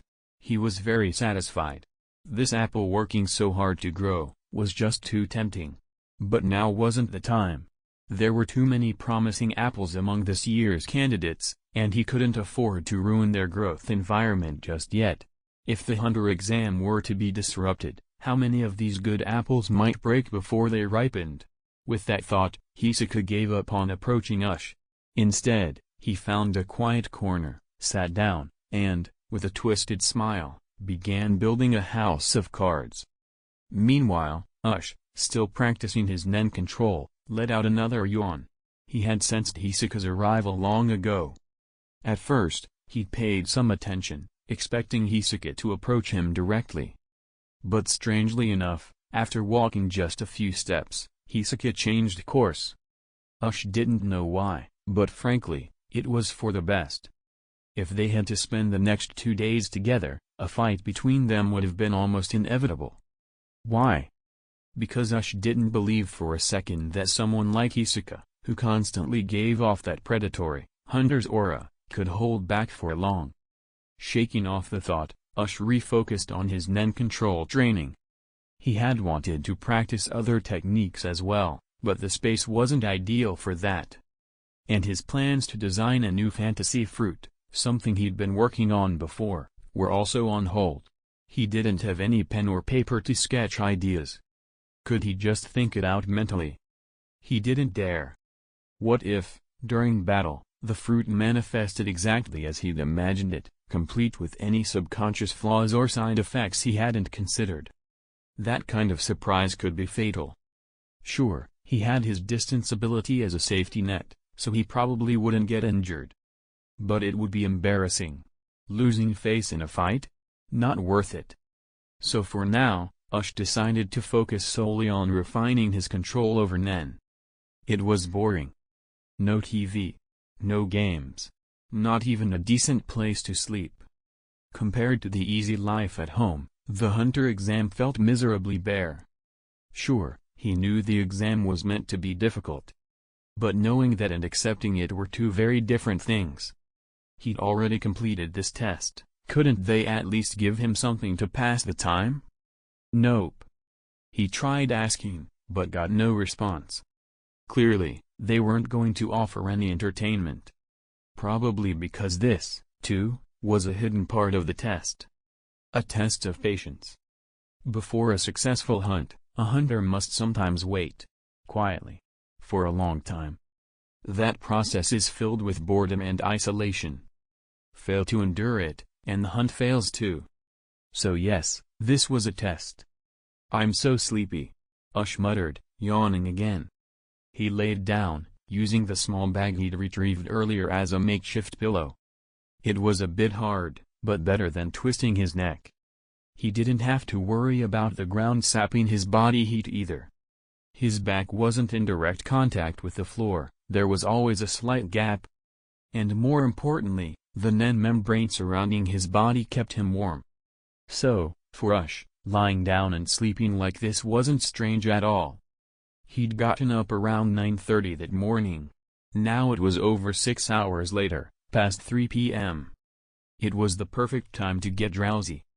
Especially when you were stuck doing nothing.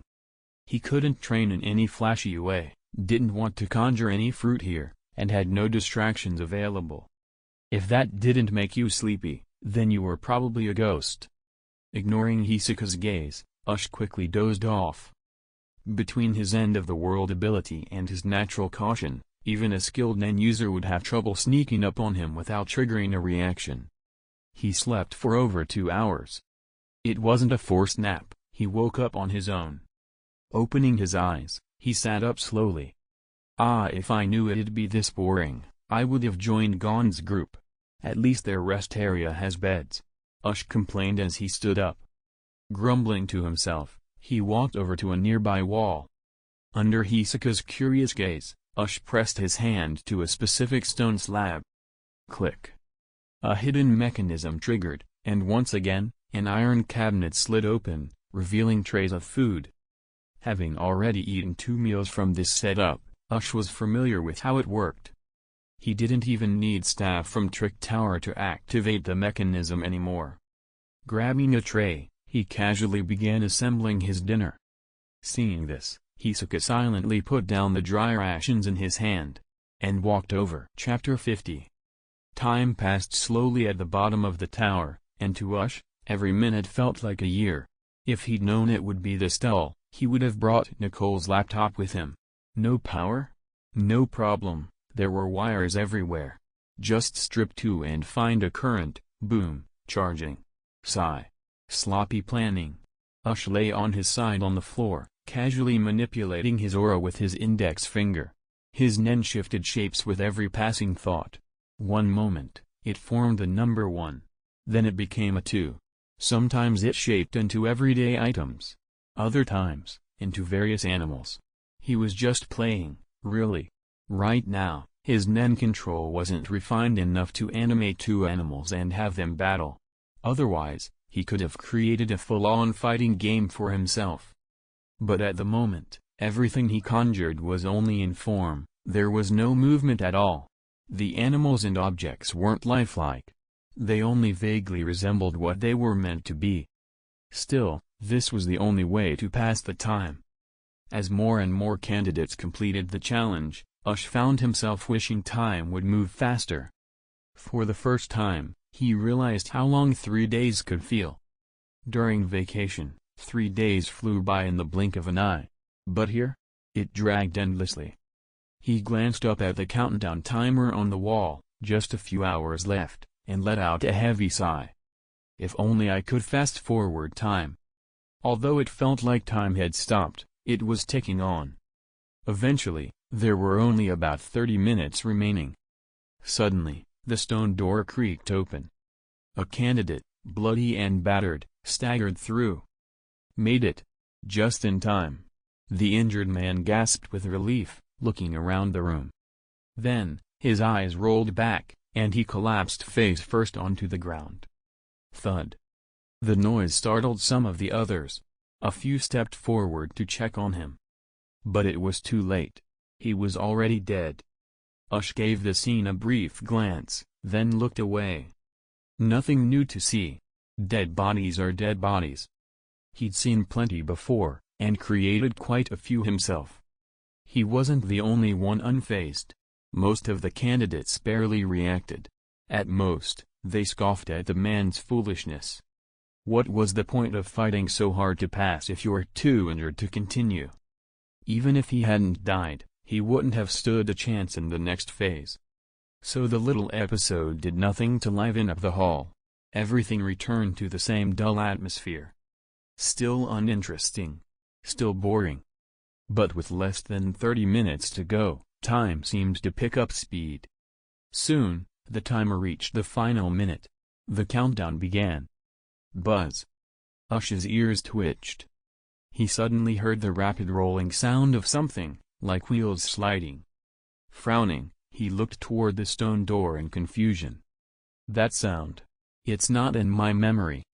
He concentrated harder, trying to recall what this scene was supposed to be.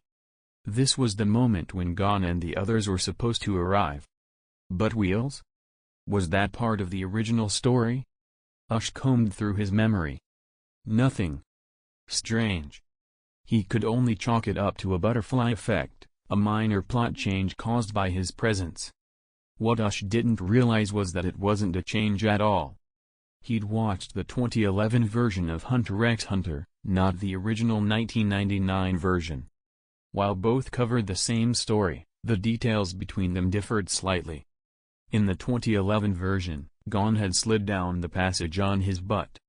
But in the 1999 version, Killua used his skateboard as a base, Gon secured it with his fishing rod, and they built a massive makeshift sled using a wooden board. It carried all 5 of them together through the final stretch, just in time. Wham! Thankfully, none of the waiting candidates were sitting in the center of the hall. Most had positioned themselves near the walls. If anyone had been in the way, they'd have been knocked flying, or even injured. Which would have meant the end of their exam. Watching Gon and the others burst into the room on that absurd contraption, Ush stared in disbelief. That's one way to do it. And the timing, flawless. He looked at the countdown clock. It had just hit 0. Click. Buzz. Before he could finish processing it, the main gate of the tower creaked open. Brilliant sunlight poured in through the entrance, shining directly onto Gon and his group like a spotlight. Huh? That perfect protagonist entrance, combined with the cinematic lighting, left Ush momentarily stunned. Is that even allowed? He didn't even know what to say. The timing was just too perfect? Yup. He's the protagonist, all right. After another long sigh, Ush cracked a smile. Here I am, in another world, and I'm not even the main character. Guess I'm just the background support. But then again, in most anime, background characters are usually among the strongest. So maybe being the background isn't so bad. As long as I'm strong, who cares if I'm the protagonist? With that thought, Ush felt much better. He stood up and walked with the rest of the crowd toward the exit of Trick Tower. As he stepped out into the sunlight, the first thing he saw was the third phase examiner, Lips, standing tall and waiting.